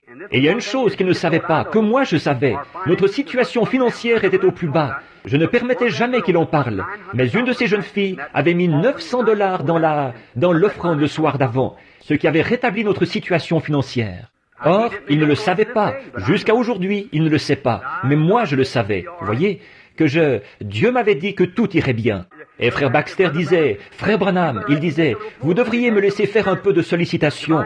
Il disait, ils ont eu de ces guérisseurs divins ici, qui ont vraiment sollicité ces gens. J'ai dit, rien à faire. Non, monsieur, vous ne ferez pas ça. Frère Baxter, le jour où vous solliciterez les gens pour obtenir de l'argent comme ça, ce sera le moment où vous et moi, nous nous serrerons la main comme frères. Je ferai cavalier seul. Voyez, j'ai dit, vous ne ferez pas ça. J'ai dit, Dieu possède le bétail de 1000 collines, et tout lui appartient. Je lui appartiens. Il va prendre soin de moi. Il a dit, très bien. Et le même soir, il a dit, frère Branham, regardez ici. Regardez ici. Il y a une enveloppe ici. Il n'y a pas de nom dessus. Elle contient 9 billets de $100. Exactement le montant qu'il nous faut pour nous remettre à flot. J'ai dit, frère Baxter, il a dit, pardonnez-moi. Et donc, moi, je savais que c'était cette jeune fille. Et donc, le lendemain, frère Baxter a dit, frère Branham, elles sont là-bas en train de faire leur bagage. Elles pleurent. J'ai dit, qu'est-ce qu'il y a? J'ai dit, vous feriez mieux d'aller les voir. Je me suis rendu jusqu'à la chambre où elles étaient. J'ai dit, elles sont dans quelle chambre? J'y suis allé, j'ai frappé à la porte. Je les entendais qui pleuraient. J'ai frappé à la porte et la jeune fille est venue à la porte. Elle a dit, oh, frère Branham, je suis vraiment désolée. Elle a dit, c'est à cause de moi que vous avez tous ces ennuis. J'ai dit, ennuis? Qu'est-ce qu'il y a, sœur? Elle a dit, oh, c'est à cause de moi que le FBI est à vos trousses. Et j'ai dit, oh, vraiment? Elle a dit, oui. Elle a dit, j'ai dû témoigner trop fort en ville aujourd'hui et tout. J'ai dit, non. Elle a dit, frère Branham, le FBI est là-bas, il est là. Ils ont l'intention de vous dénoncer ce soir. J'ai dit, eh bien, si je fais quelque chose de mal, il faut qu'on me dénonce. Voyez? J'ai dit, bien sûr, s'il faut dénoncer la prédication de l'Évangile, eh bien, faisons-le. Voyez, j'ai dit, je vis selon cette Bible, et ce que cette Bible ne dit pas, voici ma protection, juste ici, voyez. Et j'ai dit, elle a dit, je suis vraiment désolé d'avoir fait ce que j'ai fait. J'ai dit, vous n'avez rien fait, sœur. Elle a dit, vous n'avez pas peur d'aller là-bas? Et j'ai dit, non. Elle a dit, le FBI est là. J'ai dit, ils sont déjà venus à ma réunion auparavant, et ils ont été sauvés. J'ai dit, Monsieur Al-Ferrar, le capitaine Al-Ferrar, beaucoup d'entre vous sont au courant de sa conversion, là-bas à Tacoma, dans le Washington. Il était sauvé en plein stand de tir. Il est venu à la réunion, il a dit, j'ai suivi cet homme pendant 2 ans. J'avais entendu parler des finances et j'y ai regardé de près. J'ai tout examiné, partout. Et il a dit, c'est la vérité. Vous n'écoutez pas un fanatique ce soir, vous écoutez la vérité. Il a dit, un des hommes de la police, j'ai fait examiner son enfant par un médecin et je l'ai fait passer dans la ligne de prière. Et il a dit, il a été dit à l'enfant exactement ce qui n'allait pas chez lui et ce qui lui était arrivé. Il a dit, dans 8 jours, il retournera à l'école, un cas de polio. Et il a dit, le 8e jour, le petit est retourné à l'école. Il a dit, je l'ai suivi pendant 2 ans, devant 10 000 personnes. C'est là, tout. Il y a une photo de ça, la réunion de Seattle, dans le livre que vous avez. Il a dit, je veux que vous sachiez tous que vous n'écoutez pas un charlatan religieux, vous écoutez la vérité. Le capitaine Al-Ferrar, et le lendemain, je l'ai conduit à Dieu, et il a reçu le baptême du Saint-Esprit dans un stand de tir au-dessous d'un grand édifice là-bas. J'ai dit, peut-être que ce gars-là va faire pareil. Alors elle a dit, avez-vous peur d'aller là-bas? J'ai dit, peur? Mais certainement pas, certainement pas. Pourquoi aurais-je peur alors que c'est Dieu qui m'a envoyé faire ça? C'est lui qui livre le combat, pas moi. Alors j'ai dit, maintenant, je veux que vous restiez tous à l'écart. Et alors, nous sommes allés à la réunion ce soir-là. La salle était pleine à craquer. Et le concierge, là, est venu me dire, Révérend Branham, j'ai engagé 10 enfants mexicains. Il a dit, regardez ça, le révérend Branham sera dénoncé ce soir par le FBI, un fanatique religieux, ou quelque chose comme ça. Et il a dit, c'est affiché sur toutes ces voitures, arraché. Il a dit, j'ai engagé 10 petits-enfants mexicains, ils vont tout arracher ça et mettre ça ici. Il a dit, oh, j'ai envie de lui mettre la main au collet à ce gars-là. J'ai dit, ne vous en faites pas, monsieur. Dieu lui mettra la main au collet, voyez-vous. J'ai dit, laissez-le simplement faire. Donc, il est venu me voir. Et ce soir-là, quand nous sommes arrivés, je ne l'oublierai jamais. Je suis entré dans la salle. Frère Baxter a chanté « Crois seulement ». Il a dit « Maintenant, Frère Branham a dit que ce soir, nous devions quitter le bâtiment. » Il a dit « Je vais aller au fond, là-bas, m'asseoir. » Il a dit « On se prépare à le dénoncer ce soir, ici sur l'estrade. » Il a dit « Je l'ai vu au milieu de bien des rudes combats, et j'ai vu Dieu venir prendre sa place. » Il a dit « Je vais tout simplement aller là-bas m'asseoir. » Je me suis avancé, j'ai dit, je viens de lire un petit article ici qui disait qu'on allait me dénoncer ce soir sur l'estrade, ici. J'ai dit, j'aimerais que les agents du FBI s'avancent maintenant et montent me dénoncer ici sur l'estrade. J'ai dit, je suis ici pour défendre l'Évangile. J'aimerais que vous veniez me dénoncer. J'ai attendu, j'ai dit, peut-être qu'ils ne sont pas encore arrivés. Je savais où j'en étais. Il m'avait déjà montré là-bas dans ma chambre ce qui allait arriver, avant que je parte, vous voyez. Et j'ai dit, peut-être que je vais attendre un peu. Est-ce qu'on pourrait chanter un cantique? Et quelqu'un est monté et a chanté un solo. J'ai dit, monsieur l'agent du FBI, êtes-vous à l'intérieur ou à l'extérieur? J'attends qu'on me dénonce. Voulez-vous vous avancer? Personne n'est venu. Je cherchais à savoir où c'était. Le Seigneur m'avait dit ce qu'il en était. C'étaient 2 prédicateurs rétrogrades. Et j'observais. J'ai vu une ombre noire suspendue dans le coin. J'ai su où c'était. J'ai regardé dans cette direction et elle est montée et est allée au balcon, comme ceci. Un homme avec un complet bleu et un avec un complet gris. J'ai dit, mes amis, il n'y a pas de FBI. Qu'est-ce que le FBI a à voir dans la prédication de la Bible? J'ai dit, certainement pas. Ce n'étaient pas 2 agents du FBI venus pour me dénoncer. Mais voici ce qu'il y a à dénoncer. Ils sont assis là-haut, ces 2 prédicateurs là-bas, et se sont accroupis. J'ai dit, ne vous accroupissez pas comme ça.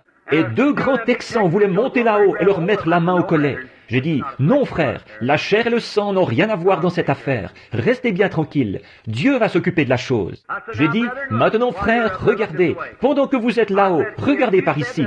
J'ai dit, si vous avez dit que j'étais Simon le magicien, que je pratiquais la sorcellerie, que j'ensorcelais les gens. J'ai dit, si je suis Simon le magicien, alors vous êtes l'homme de Dieu. Maintenant descendez et venez ici sur l'estrade. Et si je suis Simon le magicien, que Dieu me foudroie. Et si je suis le prophète de Dieu, venez ici, et que Dieu vous foudroie. Maintenant, nous allons voir lequel est le vrai et lequel est le faux. Maintenant, venez donc ici. Nous allons chanter un cantique. Ils sont sortis du bâtiment et on ne les a jamais revus. Voyez, j'ai dit, venez donc. Si je suis Simon le magicien, que Dieu me foudroie. Et si je suis le prophète de Dieu, alors Dieu vous foudroiera quand vous viendrez sur cette estrade. Si je suis dans le vrai, devant Dieu, Dieu vous fera mourir sur cette estrade. Ils s'en sont bien gardés, c'est exact.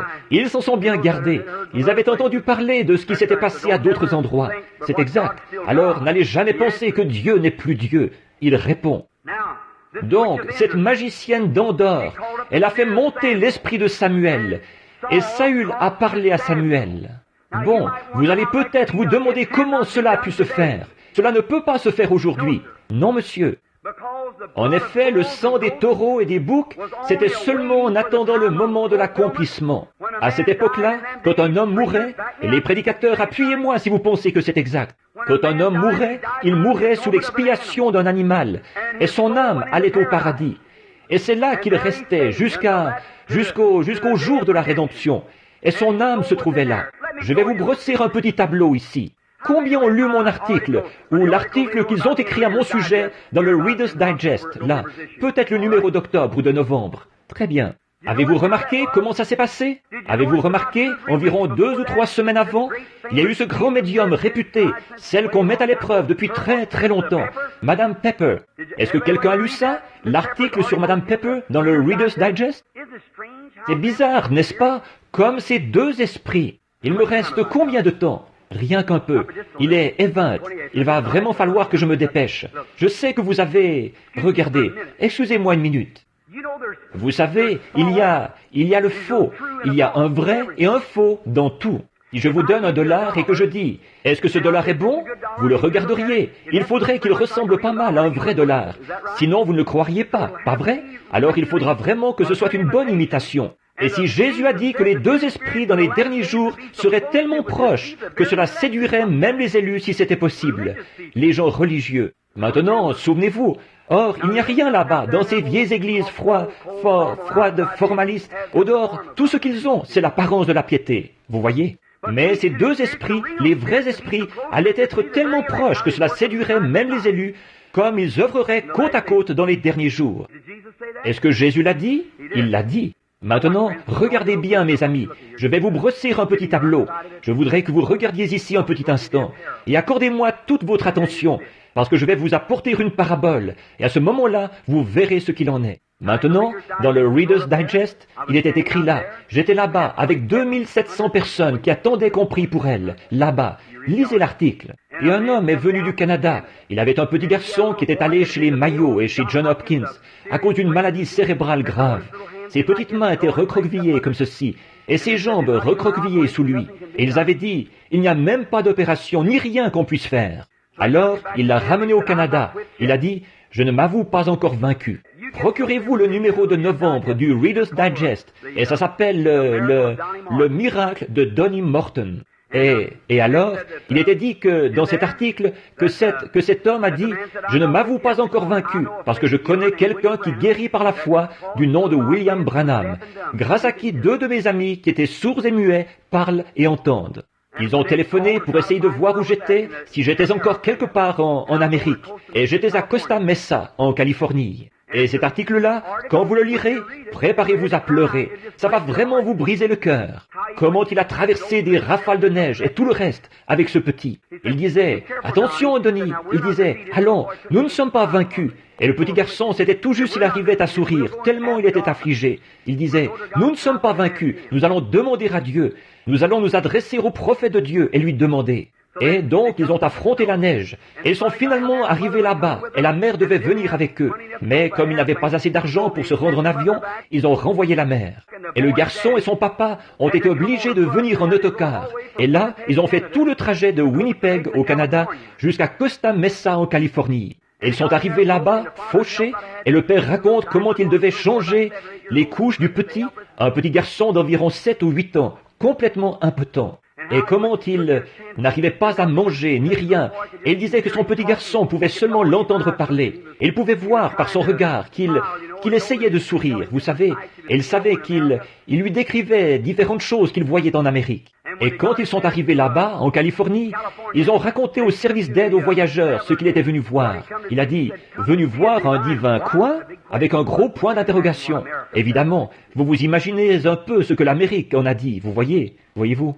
Ça, c'est nous, voyez-vous? Nous, on est tellement intelligents. On sait tout, vous savez.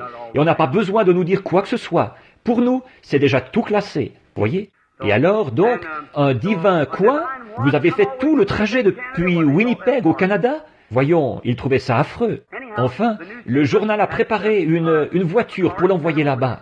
Et il a dit que quand ils sont arrivés à l'endroit où se formait la ligne, il a dit que 2700 personnes attendaient qu'on prie pour elle. Mais il a dit, quand ils ont vu ce garçon tout petit, difforme, et ce pauvre père avec son bonnet sur la tête, son manteau en lambeaux, il a dit, tout le monde s'est écarté et lui a cédé sa place. Quand il est arrivé sur l'estrade, c'est contraire au règlement de faire un transfert de carte de prière. La personne doit venir à la réunion et se procurer sa propre carte. Si jamais on découvre que vous êtes dans la ligne et qu'il y a eu transfert de carte de prière avec quelqu'un d'autre, la carte de prière est annulée. Voyez ? En effet, vous devez venir entendre les directives et savoir comment recevoir cela. C'est à vous d'y voir. Vous ne pouvez pas venir la chercher pour quelqu'un d'autre. Vous devez venir la chercher vous-même pour que vous entendiez. Quelques personnages importants qui diraient « Si, eh bien, je ne crois pas beaucoup à ça, mais peut-être que s'il me guérissait, je... » Vous voyez? Et alors, avec ça, on a des histoires sur l'estrade. Alors, ils éliminent tout simplement la chose avant d'en arriver là. Alors, quand le garçon s'est avancé, ou que le père s'est avancé pour venir sur l'estrade avant les autres, Billy lui a demandé sa carte de prière. Il n'en avait pas. Il a dit « Dans ce cas, je suis désolé, monsieur. » Il a dit « Vous devrez attendre. » Il a dit « Très bien. » Il a dit « J'attendrai. » Il a dit « Je vais simplement passer à mon tour comme les autres dans ce cas. » Il a dit « Je ne savais pas que je devais faire ceci. » Et alors, je parlais à quelqu'un et je me suis trouvé entendre. J'ai vu le père qui repartait et j'ai dit « Qu'est-ce qu'il y avait ?» Il a dit « Il n'avait pas de carte de prière. » Et quelque chose m'a dit « Ramène-le. » Alors j'ai dit « Amène-le ici. » Le père s'est avancé, les larmes coulaient sur son visage. Il avait besoin d'un rasage. Et il s'est approché, et voici ce que le Reader's Digest disait. Voyez? Je n'ai posé aucune question, mais j'ai regardé le petit bien en face. Et j'ai dit au petit d'où il venait, qu'il était allé à la clinique Mayo, et tout ce qui n'allait pas chez lui, combien il avait été malade et tout. Et alors, le père s'est mis à pleurer, et il allait repartir. Ça disait, comme il allait descendre de l'estrade, il s'est retourné, et il a dit, « C'est exact, monsieur. » Il a dit, « Mais est-ce que mon petit pourra jamais en réchapper ?» J'ai dit, « Ça, je ne sais pas. » J'ai dit, « Un petit instant. » Une vision est apparue devant mes yeux. J'ai dit, « Vous ne voudrez pas le croire, vu que tous les deux, Mayo et Hopkins, ils ont dit que cette opération ne pouvait pas être pratiquée au cerveau. Mais je vais vous dire quoi faire. Vous, demain, repartez tout simplement avec le petit. D'ici 3 jours, vous rencontrerez dans la rue une femme aux cheveux noirs. Et cette femme va vous demander ce qui ne va pas chez le petit. Ensuite, elle va vous parler d'un petit médecin de campagne, ici, qui peut pratiquer cette opération. Et vous ne voudrez pas le croire, vu que Mayo l'avait refusé et avait dit que ce n'était pas faisable. Mais c'est la seule possibilité qu'il y a pour votre petit, par la puissance de Dieu, la miséricorde de Dieu et cette opération. Maintenant, si vous croyez que je suis son prophète, allez, faites ce que je vous dis, comme d'appliquer les figues sur Ézéchias et ainsi de suite. Il a dit, il s'est retourné et il a dit, merci. Il est descendu de l'estrade. 2 jours ou plus avaient passé. Un jour qu'il était dans la rue, une dame s'est approchée. Elle a dit, « Qu'est-ce qui ne va pas chez votre petit ?» Il a dit, « Il a une maladie cérébrale. » Et il parlait comme ça tout bonnement. Et, eh bien, il se disait que c'était très grave, vous savez. Alors il a dit qu'au bout de quelques minutes, il s'est passé quelque chose. Elle a dit, « Monsieur, je connais quelqu'un qui peut faire cette opération. » Il a dit, « Madame, écoutez, les frères Mayo ont abandonné son cas. Ils ont dit que ce n'était pas faisable. » Il a dit, « Un homme ici a prié pour lui. Il s'appelle frère Branham. » Il a dit, « Il a fait une prière pour le petit. » Il a dit, « 1 minute. Elle a les cheveux noirs, elle porte un 2 pièces gris. » Il a dit, « C'est elle. » Il a dit, « Où est ce médecin ?» Et il lui a dit, il l'a emmené là-bas et le médecin a pratiqué l'opération, le petit s'est rétabli. Or, cela a été publié dans le Reader's Digest, vous voyez. Et les frères Mayo m'ont fait venir pour un entretien à ce sujet. Ils ont dit, « Révérend Branham, qu'est-ce que vous avez fait à ce petit ?» J'ai dit, « Rien, je ne l'ai même pas touché. J'ai seulement dit ce que Dieu m'a dit de lui dire. » L'homme a obéi. Or, le plus drôle, c'est que 2 semaines plus tard, ou 2 semaines auparavant, ou 3, dans le Reader's Digest, peut-être un mois avant, l'article sur Madame Pepper a été publié. Or, elle, c'est une magicienne véritable, ou un médium. Or, il y en a une vraie, et il y a quelqu'un qui en fait une imitation.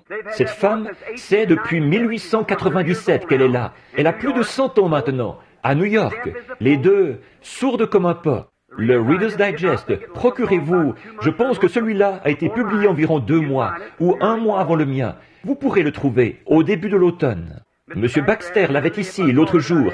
Si j'y avais pensé, je lui aurais demandé, ou si j'avais su que j'allais dire ceci, je l'aurais apporté aussi. Je peux vous le trouver. Et c'était un article d'environ 12 ou 14 pages. Elle n'était qu'une simple ménagère, et un jour, elle est entrée en transe pendant qu'elle était souffrante. Elle s'est mise à parler aux morts. Et cette femme, ils l'ont fait venir tout autour du monde, partout. Ils l'ont emmenée en Angleterre. Ils lui ont même fait changer de vêtements, et bien des fois, pour voir si quelque chose leur aurait échappé, ou quoi. Et ils sont allés là-bas, et ils ont déguisé quelqu'un en lui mettant un masque sur le visage, un grec. Et il faisait semblant d'être anglais. Et elle lui a dit tout ce qu'il en était. Et il voulait faire revenir un de ses compagnons qui était mort. Maintenant, la seule chose tout autour du monde, et c'est ici dans le Reader's Digest, il est dit là qu'il y a quelques soirs ou quelques mois, une chose de ce genre a été dévoilée. Un homme dont on prétendait qu'il avait baisé la main spectrale de sa mère. Et le lendemain, il était prouvé au tribunal de police que tout ce qu'il avait baisé, c'était un morceau de mousseline à fromage. Beaucoup de gens qui se font passer pour médiums. C'est tout simplement ces genres de petits liseurs qui s'installent au bord de la rue. Eux, en fait, ce ne sont pas des médiums du tout. Ce n'est rien d'autre que des faux, des imitateurs. Mais il existe un vrai médium. Parmi nous aussi, les gens religieux, il y a beaucoup d'imitateurs. C'est des deux côtés. Maintenant, restez bien tranquilles pendant quelques instants. Maintenant, remarquez, cette Madame Pepper, c'est un vrai médium. Et le magazine disait, voici une chose qu'on peut affirmer avec certitude. C'est que lorsqu'un homme meurt, il n'est pas mort. Il est vivant quelque part. Puisque cette femme fait revenir son esprit, et elle parle à ces gens. Alors, qu'est-ce qu'elle fait, frère Branham? Y croyez-vous? Oui, monsieur. La Bible dit, c'est pour cette raison que j'y crois. Et elle est du diable.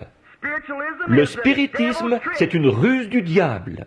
Maintenant, remarquez, maintenant, observez-les, tous les deux. Après ça, vous auriez dû voir le tas de lettres qui me sont arrivées de partout, quand mon article a suivi le sien. C'est bizarre, n'est-ce pas, que juste avant la fin du temps, Dieu ait parlé de ces choses. Et le Reader's Digest est publié dans toutes les langues sous le ciel. Voyez? Remarquez, c'est bizarre, n'est-ce pas, qu'ils aient paru l'un après l'autre. Alors les lettres sont arrivées, ça disait, « Frère Branham, c'est la preuve que vous n'êtes qu'un médium. » Il disait, « C'est la preuve. Regardez, vous avez dit à cette femme où elle allait retrouver. Regardez celle-ci, cette femme. » J'ai dit, « Attendez un instant. » J'ai rédigé une lettre officielle, excusez-moi, que j'ai envoyée aux gens. J'ai dit, « Comme vous en connaissez peu, vous les prédicateurs. » J'ai dit, au lieu de baptiser votre corps, c'est votre cerveau qui aurait besoin d'être baptisé. C'est exact. Vous ne vous arrêtez pas pour réfléchir aux choses. Vous n'essayez pas d'y regarder de près. C'est comme ça qu'ils ont fait aux autres époques. Ils voyaient Jésus. Ils savaient qu'il pouvait, qu'ils connaissaient les secrets de leur cœur. Ils savaient ce qu'il faisait comme ça. Et ils ont dit, c'est le prince des démons. C'est Belzébul, le meilleur diseur de bonne aventure du monde. Ils ne se sont pas arrêtés pour essayer de comprendre, pour voir qu'il s'agissait là du Fils de Dieu. Ils n'étaient pas assez spirituels pour le savoir. C'est ça, ils passent par-dessus la chose quand ils lisent. Certainement, Jésus devait entrer dans Jérusalem, monter sur un mulet et tout. Mais eux, ils regardaient la seconde venue. Et c'est la même chose aujourd'hui. Ils passent par-dessus la vraie chose. Alléluia! C'est exact. Je sais que Dieu est ici cet après-midi, et je sais que je prends beaucoup de votre temps, mais vous devez voir ceci, mon ami. Au cas où je ne vous reverrai plus jamais, vous devez savoir ce que sont les démons. Vous devez savoir ce qui est la vérité et ce qui est l'erreur. Et c'est tellement proche, vous devez faire la distinction. Maintenant, souvenez-vous, ce ne sera pas là-bas, quelque chose de très loin, de ce côté-ci, comme les pharisiens ou quelque chose de très loin, de ce côté-là. C'est ici tout près, à la porte, c'en est très proche. Observez bien. Or, si je prenons ces deux cas. Si je prenais et que je vous donnais ce dollar, bon, si je vous donnais un faux dollar, nous allons utiliser une parabole pour que vous puissiez le voir. La première chose que vous feriez, si vous étiez un homme intelligent, si vous prenez un dollar et que vous le regardez, la première chose, vous allez le tâter et voir de quoi il est fait. Pas vrai? Vous allez voir de quoi il est fait. Vous allez en considérer la valeur. Un vrai dollar n'est pas fait de papier. Il est fait en partie de papier et en partie de soie. Vous voyez? Et la première chose, vous devrez en considérer la valeur. Ça, c'est le premier indice. Et maintenant, considérons-la, elle, de ce côté-ci, et considérons le Seigneur de ce côté-ci, qui a à voir avec nous. Maintenant, regardez, la première chose que vous devez remarquer, regardez bien votre article. De ces 50 et quelques années de pratique à dire la bonne aventure et à faire monter les esprits des morts, pas une seule fois, elle n'a mentionné Dieu, Christ, la guérison divine, la délivrance, le jugement, ni rien. Tout ce qu'il y a là, c'est de la rigolade et de la folie. Mais de ce côté-ci, c'est constamment Dieu, le jugement, la venue de Jésus, la guérison divine, la puissance de Dieu, la délivrance. Considérez-en la valeur. Vous ne voyez pas les diseurs de bonne aventure et les magiciennes là-bas, en train de prêcher l'évangile. Qu'est-ce qui se passe avec les gens? Oh! Remarquez, et la vraie chose à faire, si vous voulez voir si c'est un vrai dollar ou pas, s'il est à ce point ressemblant, relevez-en les numéros et envoyez-les à la monnaie. Et si là-bas, il y a des numéros qui correspondent à ça, il y a une pièce d'argent d'$1 qui l'attend. Pas vrai? Eh bien, alors, frères, considérez ce qu'elle a fait et examinez-le par rapport à la Bible. Vous verrez que c'est la magicienne d'Andorre. Et si vous considérez ce qu'il y a ici, que vous allez voir ce qu'il en est, ça se trouve dans le livre ici, à la monnaie. Jésus-Christ, le même hier, aujourd'hui et éternellement. Certainement la même œuvre qu'il avait faite. Il n'est pas allé s'occuper de sottises et d'absurdités avec les gens. C'était pour faire du bien, pour aider quelqu'un, pour les conduire à Dieu. Amen.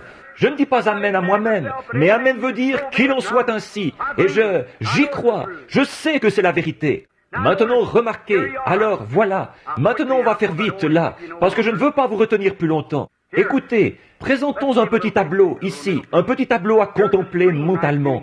Ici, il y a un ruisseau qui coule ici, qui traverse tout le long de ce côté-ci, qui traverse la vie. Maintenant, regardez bien, c'est un canal. Accordez-moi toute votre attention maintenant, pour ne pas manquer ceci. Tout le long comme ceci. Or, c'est dans ce petit canal, ici, que demeurent les êtres mortels, vous et moi. Maintenant, là-dedans, voyons ce que c'est. C'est rempli de folie et de tout le reste. Mais de temps à autre, vous y verrez une lumière. Vous voyez des ténèbres et des rues. Ça, c'est de l'amusement et de l'excitation. Les démons qui s'emparent des gens. Oh, ils sont bien habillés. Oh, et cultivés au possible. Des érudits aux manières très raffinées. Mais c'est quand même le diable. Mais il y a des gens qui sont nés de nouveau là-dedans. Or, les gens qui sont dans ce canal reçoivent des influences de deux côtés différents. Maintenant, de ce côté-ci, en allant dans cette direction-ci, il y a une trinité. Et de ce côté-ci, en allant dans cette direction-ci, il y a une trinité. Or, premièrement, de ce côté-ci, il y a les âmes des injustes. Quand un homme meurt, il va dans un lieu où il attend d'être jugé. Jésus est allé prêcher aux âmes qui étaient en prison là-bas. Ensuite, ce sont les démons. Ensuite, c'est le diable et l'enfer. En montant, premièrement, or, ceux qui sont là, ce sont des esprits d'hommes, qui sont morts sans s'être jamais repentis. Ils attendent le jugement. Tout ce qu'ils connaissent, c'est la folie et ce qu'ils ont fait. Maintenant, ici, en haut, ces chrétiens reçoivent l'influence d'en haut. Ceci, c'est en parabole. Ici, en haut, il y a un autre esprit, le Saint-Esprit. L'esprit d'un homme, Jésus-Christ. Le Saint-Esprit influence son Église dans cette dimension des mortels. Le diable, par ses esprits, influence les hommes. Maintenant, regardez. Ensuite, il y a les anges. Ensuite, il y a Dieu. Or, chaque être mortel ici est influencé par l'un de ces mondes. Vous voyez ce que je veux dire? Or, ce que cette femme a fait, c'est qu'elle a pénétré dans cette dimension-là.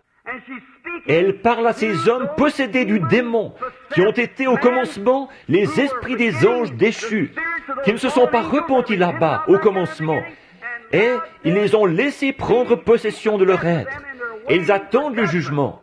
Et ceux-ci, ici, ils sont influencés et nés de nouveau de l'Esprit de Dieu. Et le diable a ses prophètes et Dieu a les siens. Vous voyez ce que je veux dire? C'est l'influence. Et nous voilà partis. Arrêtez-vous pour faire la distinction. Jésus, quand il était ici sur terre, or aujourd'hui, il ne peut pas pénétrer dans cette dimension-là et faire sortir un juste de cette dimension-là. Il ne pourrait pas le faire, parce que les justes ne sont plus là où ils étaient autrefois, au paradis. Non, monsieur, le paradis a été éliminé quand le sang de Jésus l'a supprimé. Écoutez, oh, si je pouvais m'arrêter à y penser, Jésus, quand il est mort, il est allé prêcher aux âmes qui étaient en prison. Il est mort, pécheur, n'ayant connu aucun péché, mais c'est notre péché qui était sur lui. Et Dieu, à cause de ses péchés, l'a envoyé au séjour des morts. La Bible dit, il est allé prêcher aux âmes. Des gens disent, frère Branham, je ne comprends pas ça. Ils disent, Jésus est ressuscité le 3e jour. Il est mort le vendredi après-midi et il est ressuscité le dimanche matin. Mais il n'est resté mort qu'un jour. Il a dit, dans ce délai, car il n'avait qu'un passage de l'Écriture dans la Bible sur lequel il pouvait s'appuyer. En effet, David, un homme qui a rétrogradé plus tard, mais il a été sauvé, mais un prophète sous l'inspiration de Dieu, il avait dit, je n'abandonnerai pas son âme dans le séjour des morts, et je ne permettrai pas que mon sein voie la corruption. Et il savait qu'au bout de 3 jours et 3 nuits, la corruption s'installerait dans ce corps. Et Dieu avait bien dit au prophète, il ne verra pas la corruption. Alléluia! Il s'est revêtu de la parole de Dieu.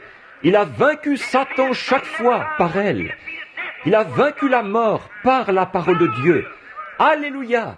Il a vaincu la mort. Et quand ils l'ont tué et qu'il est mort, pécheur, avec mes péchés et vos péchés sur lui, il est descendu. Je peux le voir frapper à la porte là-bas. Et ces âmes perdues sont venues et ont dit, « Mais qui es-tu » Il a dit, « Pourquoi n'avez-vous pas écouté Enoch? Pourquoi n'avez-vous pas écouté ces autres prophètes qui ont prêché? Ils ont été condamnés. Je suis le Fils de Dieu qui, une fois, était vivant. Mon sang a été versé. Je viens vous dire que j'ai accompli ce que les prophètes avaient annoncé à mon sujet. Il a fait sa descente plus loin que les démons, directement au séjour des morts. Il a ôté au diable les clés de la mort et du séjour des morts. Il les a accrochées à son côté et il est remonté. Alléluia! Le matin commence à se lever. Alléluia! Brossons un petit tableau ici. Tôt le matin, il y a un autre groupe qui se trouve ici dans le paradis. Ils n'y sont pas en ce moment. Maintenant, mes amis qui êtes de grands catholiques, qui croyez à l'intercession des saints, si vous parlez à un saint dans votre église, cet homme est un pécheur. Il est dans le séjour des morts, où il attend là-bas d'être jugé. Et si c'était un saint, il est dans la gloire de Dieu et ne peut pas revenir. C'est exact, je peux le prouver. Le sang des taureaux ne pouvait pas ôter le péché, mais le sang de Jésus a supprimé les péchés. Je peux voir Jésus monter là-haut au paradis. Il y avait le vieil Abraham, Isaac, Jacob et les autres là-bas. Samuel et tous les autres là-bas. Je peux l'entendre frapper à la porte. Amen. Oh, j'aime ça. Me voilà qui devient bien. Je me sens pas mal religieux en ce moment. Je peux le voir regarder là-bas. Je peux l'entendre dire, « Qui est là? Qui est-ce là ?» Il a dit, « C'est Abraham qui parle. Qui est-ce? Je suis la postérité d'Abraham. Amen. » Je peux voir Abraham venir à la porte, ouvrir la porte. Il a dit, « Je suis la postérité d'Abraham. » Daniel a dit, « Regardez là, voilà la pierre que j'ai vue se détacher de la montagne. » Je peux entendre Ézéchiel dire, « Le voici, je l'ai vu, comme de la poussière sous ses pieds, les nuages qui se déplaçaient, quand les béliers tapaient des mains, les feuilles, et que tous poussaient des cris. » Oh, je peux voir les différentes personnes qui étaient là dans le paradis à l'attendre. Je peux l'entendre dire, « Venez, le jour se lève là-bas à Jérusalem. Nous devons sortir d'ici. Nous allons monter parce que vous vous êtes fiés au sang des taureaux et des boucs en attendant le moment de mon sang. Mais mon sang a été versé là-bas au calvaire. Je suis le Fils de Dieu incarné. Toutes les dettes du péché ont été payées. Nous allons sortir d'ici. » Alléluia! Gloire à Dieu! Je peux voir Abraham saisir Sarah par le bras, et les voilà qui sortent. Dans Matthieu 27, quand il est sorti, je peux les entendre faire un petit arrêt aux environs de Jérusalem, là-bas. Et tout à coup, je peux voir Caïphe et les autres qui étaient dans la rue. Ils disaient, il me raconte que ce gars-là est ressuscité. Dites donc, qui est ce gars qui passe là-bas? Ce jeune homme, cette jeune fille? Plus du tout des vieillards. C'était Abraham et Sarah. Et ils ont disparu. Ils ont regardé. Quelqu'un nous observe. Ils pouvaient disparaître, tout comme lui avait traversé le mur. Le même genre de corps. Alléluia! Exact. Voilà tous les prophètes et les autres qui se promènent à pied, qui promènent les regards sur la ville. Et Jésus a ouvert le chemin pour monter dans ou au-dessus des étoiles, de la lune, des nuages. Et il a emmené captifs les captifs. Et il a fait des dons aux hommes. Jésus est assis aujourd'hui à la droite du Père. Il est monté là-haut, il s'est assis, jusqu'à ce que tous ses ennemis soient devenus son marchepied. Et aujourd'hui, mon cher ami chrétien, les démons sont à l'œuvre de tous côtés. Et l'Esprit de Dieu se porte en avant de l'autre côté pour les neutraliser chaque fois. Alléluia! Voilà! Les journaux et les digests et tout le reste le déclarent. Ils observent ces choses. Ils ne peuvent pas voir ce que c'est. Qu'est-ce que c'est? C'est pour préfigurer la grande épreuve de force qui aura lieu très prochainement entre Dieu et le diable. Rangez-vous du côté de Dieu et soyez droit dans votre cœur. Amen. Ici, il n'y a pas longtemps, j'étais à Toledo dans l'Ohio. Je faisais une réunion. Je vais conclure.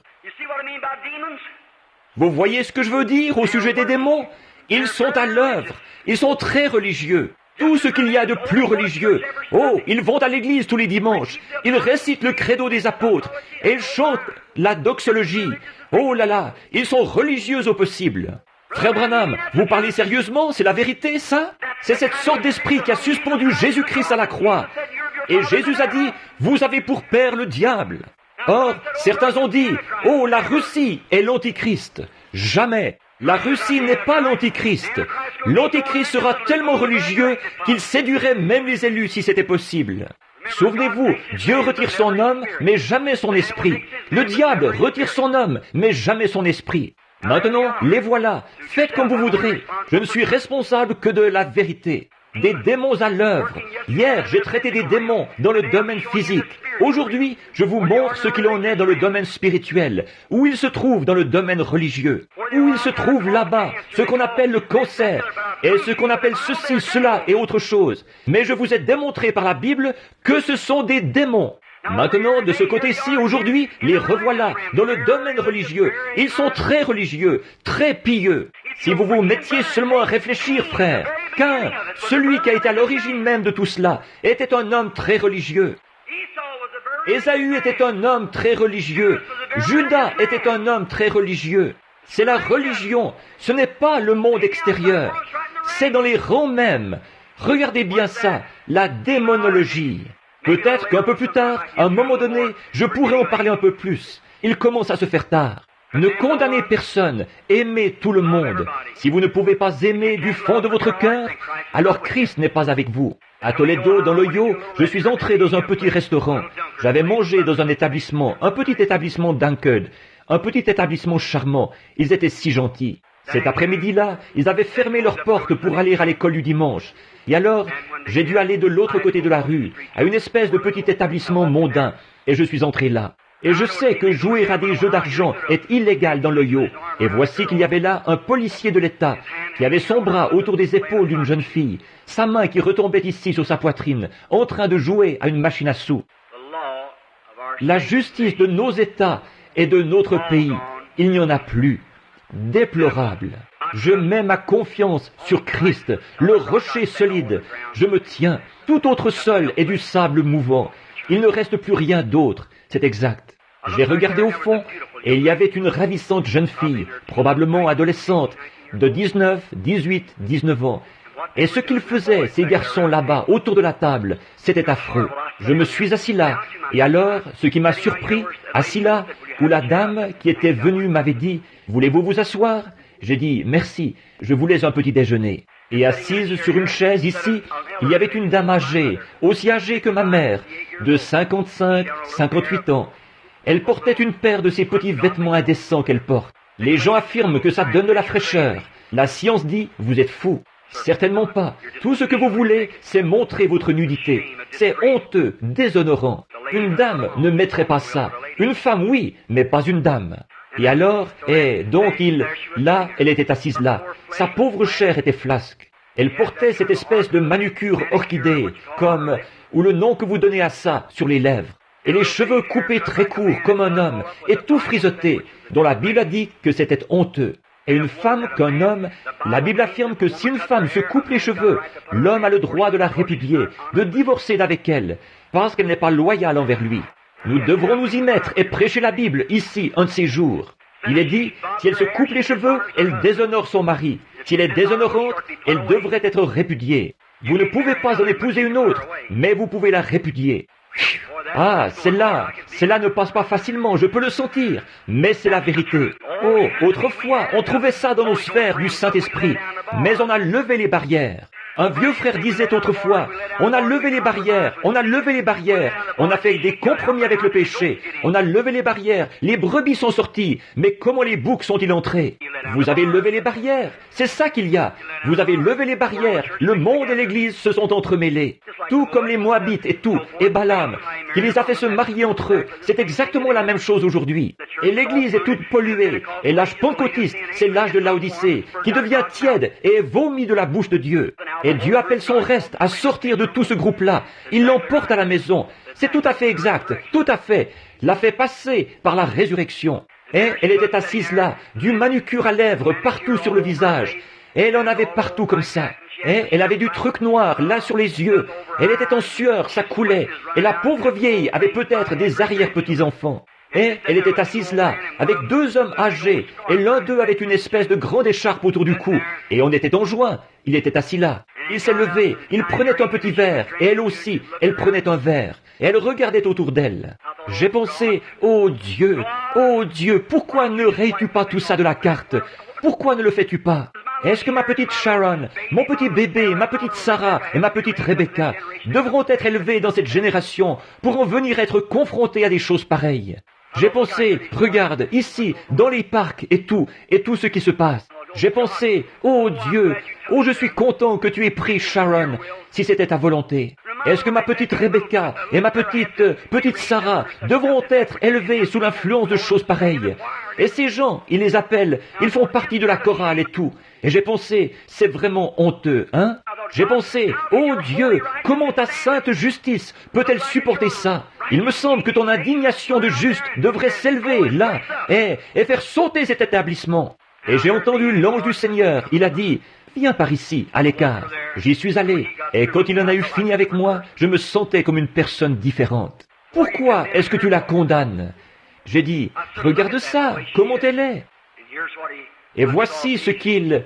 J'ai eu une vision, j'ai vu un monde comme ceci, rond, un autre monde. Mais ce monde-ci, il y avait un arc-en-ciel autour, et c'était le sang de Christ qui protège de la colère de Dieu. Il ne pourrait pas regarder ça. Il détruirait la chose à l'instant même, parce qu'il a dit, le jour où tu en mangeras, ce jour-là tu mourras. Donc, c'est ce qu'il ferait. Ensuite, voici ce qui m'est venu à l'esprit. Je me suis vu moi-même, bien que je n'ai pas fait ça, mais j'étais quand même un pécheur. Et alors, le sang de Jésus-Christ, pour nous, il agit comme un pare-choc. Voyez? Ainsi, quand je pêche, mes péchés le frappent, et il heurtait sa tête précieuse, et je pouvais voir les larmes et le sang qui coulait. Pardonne-lui, Père, il ne sait pas ce qu'il fait. Et je faisais autre chose, et ça frappait là-dessus. Pardonne-lui, Père. S'il ne s'était pas arrêté à lui, j'aurais été détruit. Et si je n'acceptais jamais sa grâce, le jour où mon âme voguera jusque de l'autre côté, je suis déjà jugé, j'ai rejeté, il ne reste plus que le jugement. Jugé, j'ai déjà été jugé. Dieu a dit, le jour où tu en mangeras, ce jour-là tu mourras. Vous êtes jugé en plein là. Le tribunal, c'est ici, cet après-midi. Votre attitude à l'égard de Christ. Alors j'ai pensé, oui, c'est vrai. Et je me suis vu, un jour, me traîner jusqu'à lui. J'ai vu mon vieux livre qui était là, un pécheur, et tout y était inscrit. J'ai vu que c'était à cause de mes péchés. Et j'ai dit, Seigneur, veux-tu me pardonner? Il a mis sa main dans son côté, il a pris du sang. Il a écrit sur le dessus, il a dit, pardonnez. Il l'a jeté dans la mer de l'oubli, pour ne plus jamais s'en souvenir. Il était parti pour toujours. Il a dit, je te pardonne, mais toi, tu la condamnes. Ça a changé ma façon de penser. J'ai dit, Seigneur, sois miséricordieux. Après être sorti de la vision, je me suis approché et je me suis assis. J'ai dit, « Bonjour, madame ». Elle a dit, « Oh, bonjour ». Et j'ai dit, « Si vous voulez m'excuser », j'ai dit, « Je suis le révérend Branham, un ministre ». Elle a dit, « Oh, excusez-moi. Excusez-moi, révérend Branham. » J'ai dit, « Madame, je lui ai raconté l'histoire. J'ai dit, j'étais là-bas et je vous condamnais. Je pensais, comme c'est affreux, peut-être que vous avez des enfants. » Elle a dit, « J'en ai. » J'ai dit, « Comment se fait-il que ça a mal tourné ?» Elle s'est mise à me raconter une histoire qui aurait déchiré n'importe quel cœur. J'ai dit, je demandais à Dieu pourquoi il ne balayait pas tout ça de la face de la terre. Ici, vous qui êtes ici avec ces deux hommes ivres, et vous êtes ivres vous-même. Et j'ai dit, un jour, ce sang retient la colère de Dieu de venir sur vous. Vous allez mourir un de ces jours. Et alors vous avez votre libre arbitre maintenant. Vous pouvez rejeter ou recevoir. J'ai dit, mais un jour votre âme ira de l'autre côté, où il n'y aura plus de miséricorde. Et si vous mourrez dans vos péchés, vous êtes déjà jugés, et vous irez en enfer. Savez-vous quoi? Cette femme s'est glissée de sa chaise, là-bas dans ce restaurant. Nous avons eu une réunion de prière comme vous n'en avez jamais entendu de votre vie. Et elle est venue à Christ. Qu'est-ce qu'il y a eu? Ne les condamnez pas. Parlez-leur de l'Évangile. Ils sont possédés du démon. Ce sont des mortels dans cette dimension-ci. Ils reçoivent l'influence de ce côté, ici. Notre influence vient d'en haut. Voyons ce que nous pouvons faire de nos talents afin d'en gagner d'autres à Christ. Notre Père Céleste, je te remercie de ta bonté et de ta miséricorde. Je suis désolé, Seigneur. Peut-être que les gens, je les ai retenus ici tellement longtemps. Mais comme c'est la dernière de ces réunions-ci d'après-midi, je voulais leur en parler, des démons. Et j'en ai trop débité au même endroit, en une seule prédication. Mais peut-être qu'ils pourront trier ça, ici et là, et comprendre ce que j'ai voulu dire. Tu connais les intentions de mon cœur. Pourquoi j'ai apporté ça? Puissent les gens repartir d'ici cet après-midi, les hommes et les femmes se surveiller dans tous leurs faits et gestes, mais vivre heureux et libres. Puissent-ils savoir que Dieu les a sauvés, et puissent-ils regarder à lui, oublier tous les ismes et toutes les choses qui les entourent, et vivre paisiblement et sobrement et dans la crainte de Dieu. Et puis, ô Dieu, quand tu voudras les utiliser pour quoi que ce soit, tu pourras t'adresser directement à eux et les envoyer là où tu voudras qu'ils aillent, ou leur faire faire ce que tu voudras. Puissent les gens être humbles et trouver Christ dans leur cœur. Pardonne-nous, Seigneur, nos manquements à chacun de nous. Et nous savons que Satan rôde comme un lion rugissant partout, dévorant qui il veut sous des voiles religieux. Oh Dieu, ces pauvres petits-enfants, regarde-les partout. Ils sont vulnérables et exposés aux gens. Et je te prie, ô Dieu, d'être miséricordieux envers eux et de sauver tous les perdus, de guérir les malades. Et, ô Dieu, nous sommes conscients que ces vieux démons de la maladie qui viennent sur tes enfants, que tu as une expiation qui repose là-bas pour se charger de ça. Et tous les démons qui les inciteraient à pécher, tu as une expiation qui repose là-bas, qui va se charger de ça. Et je te prie de l'accorder au nom de Jésus. Amen. Je me demande s'il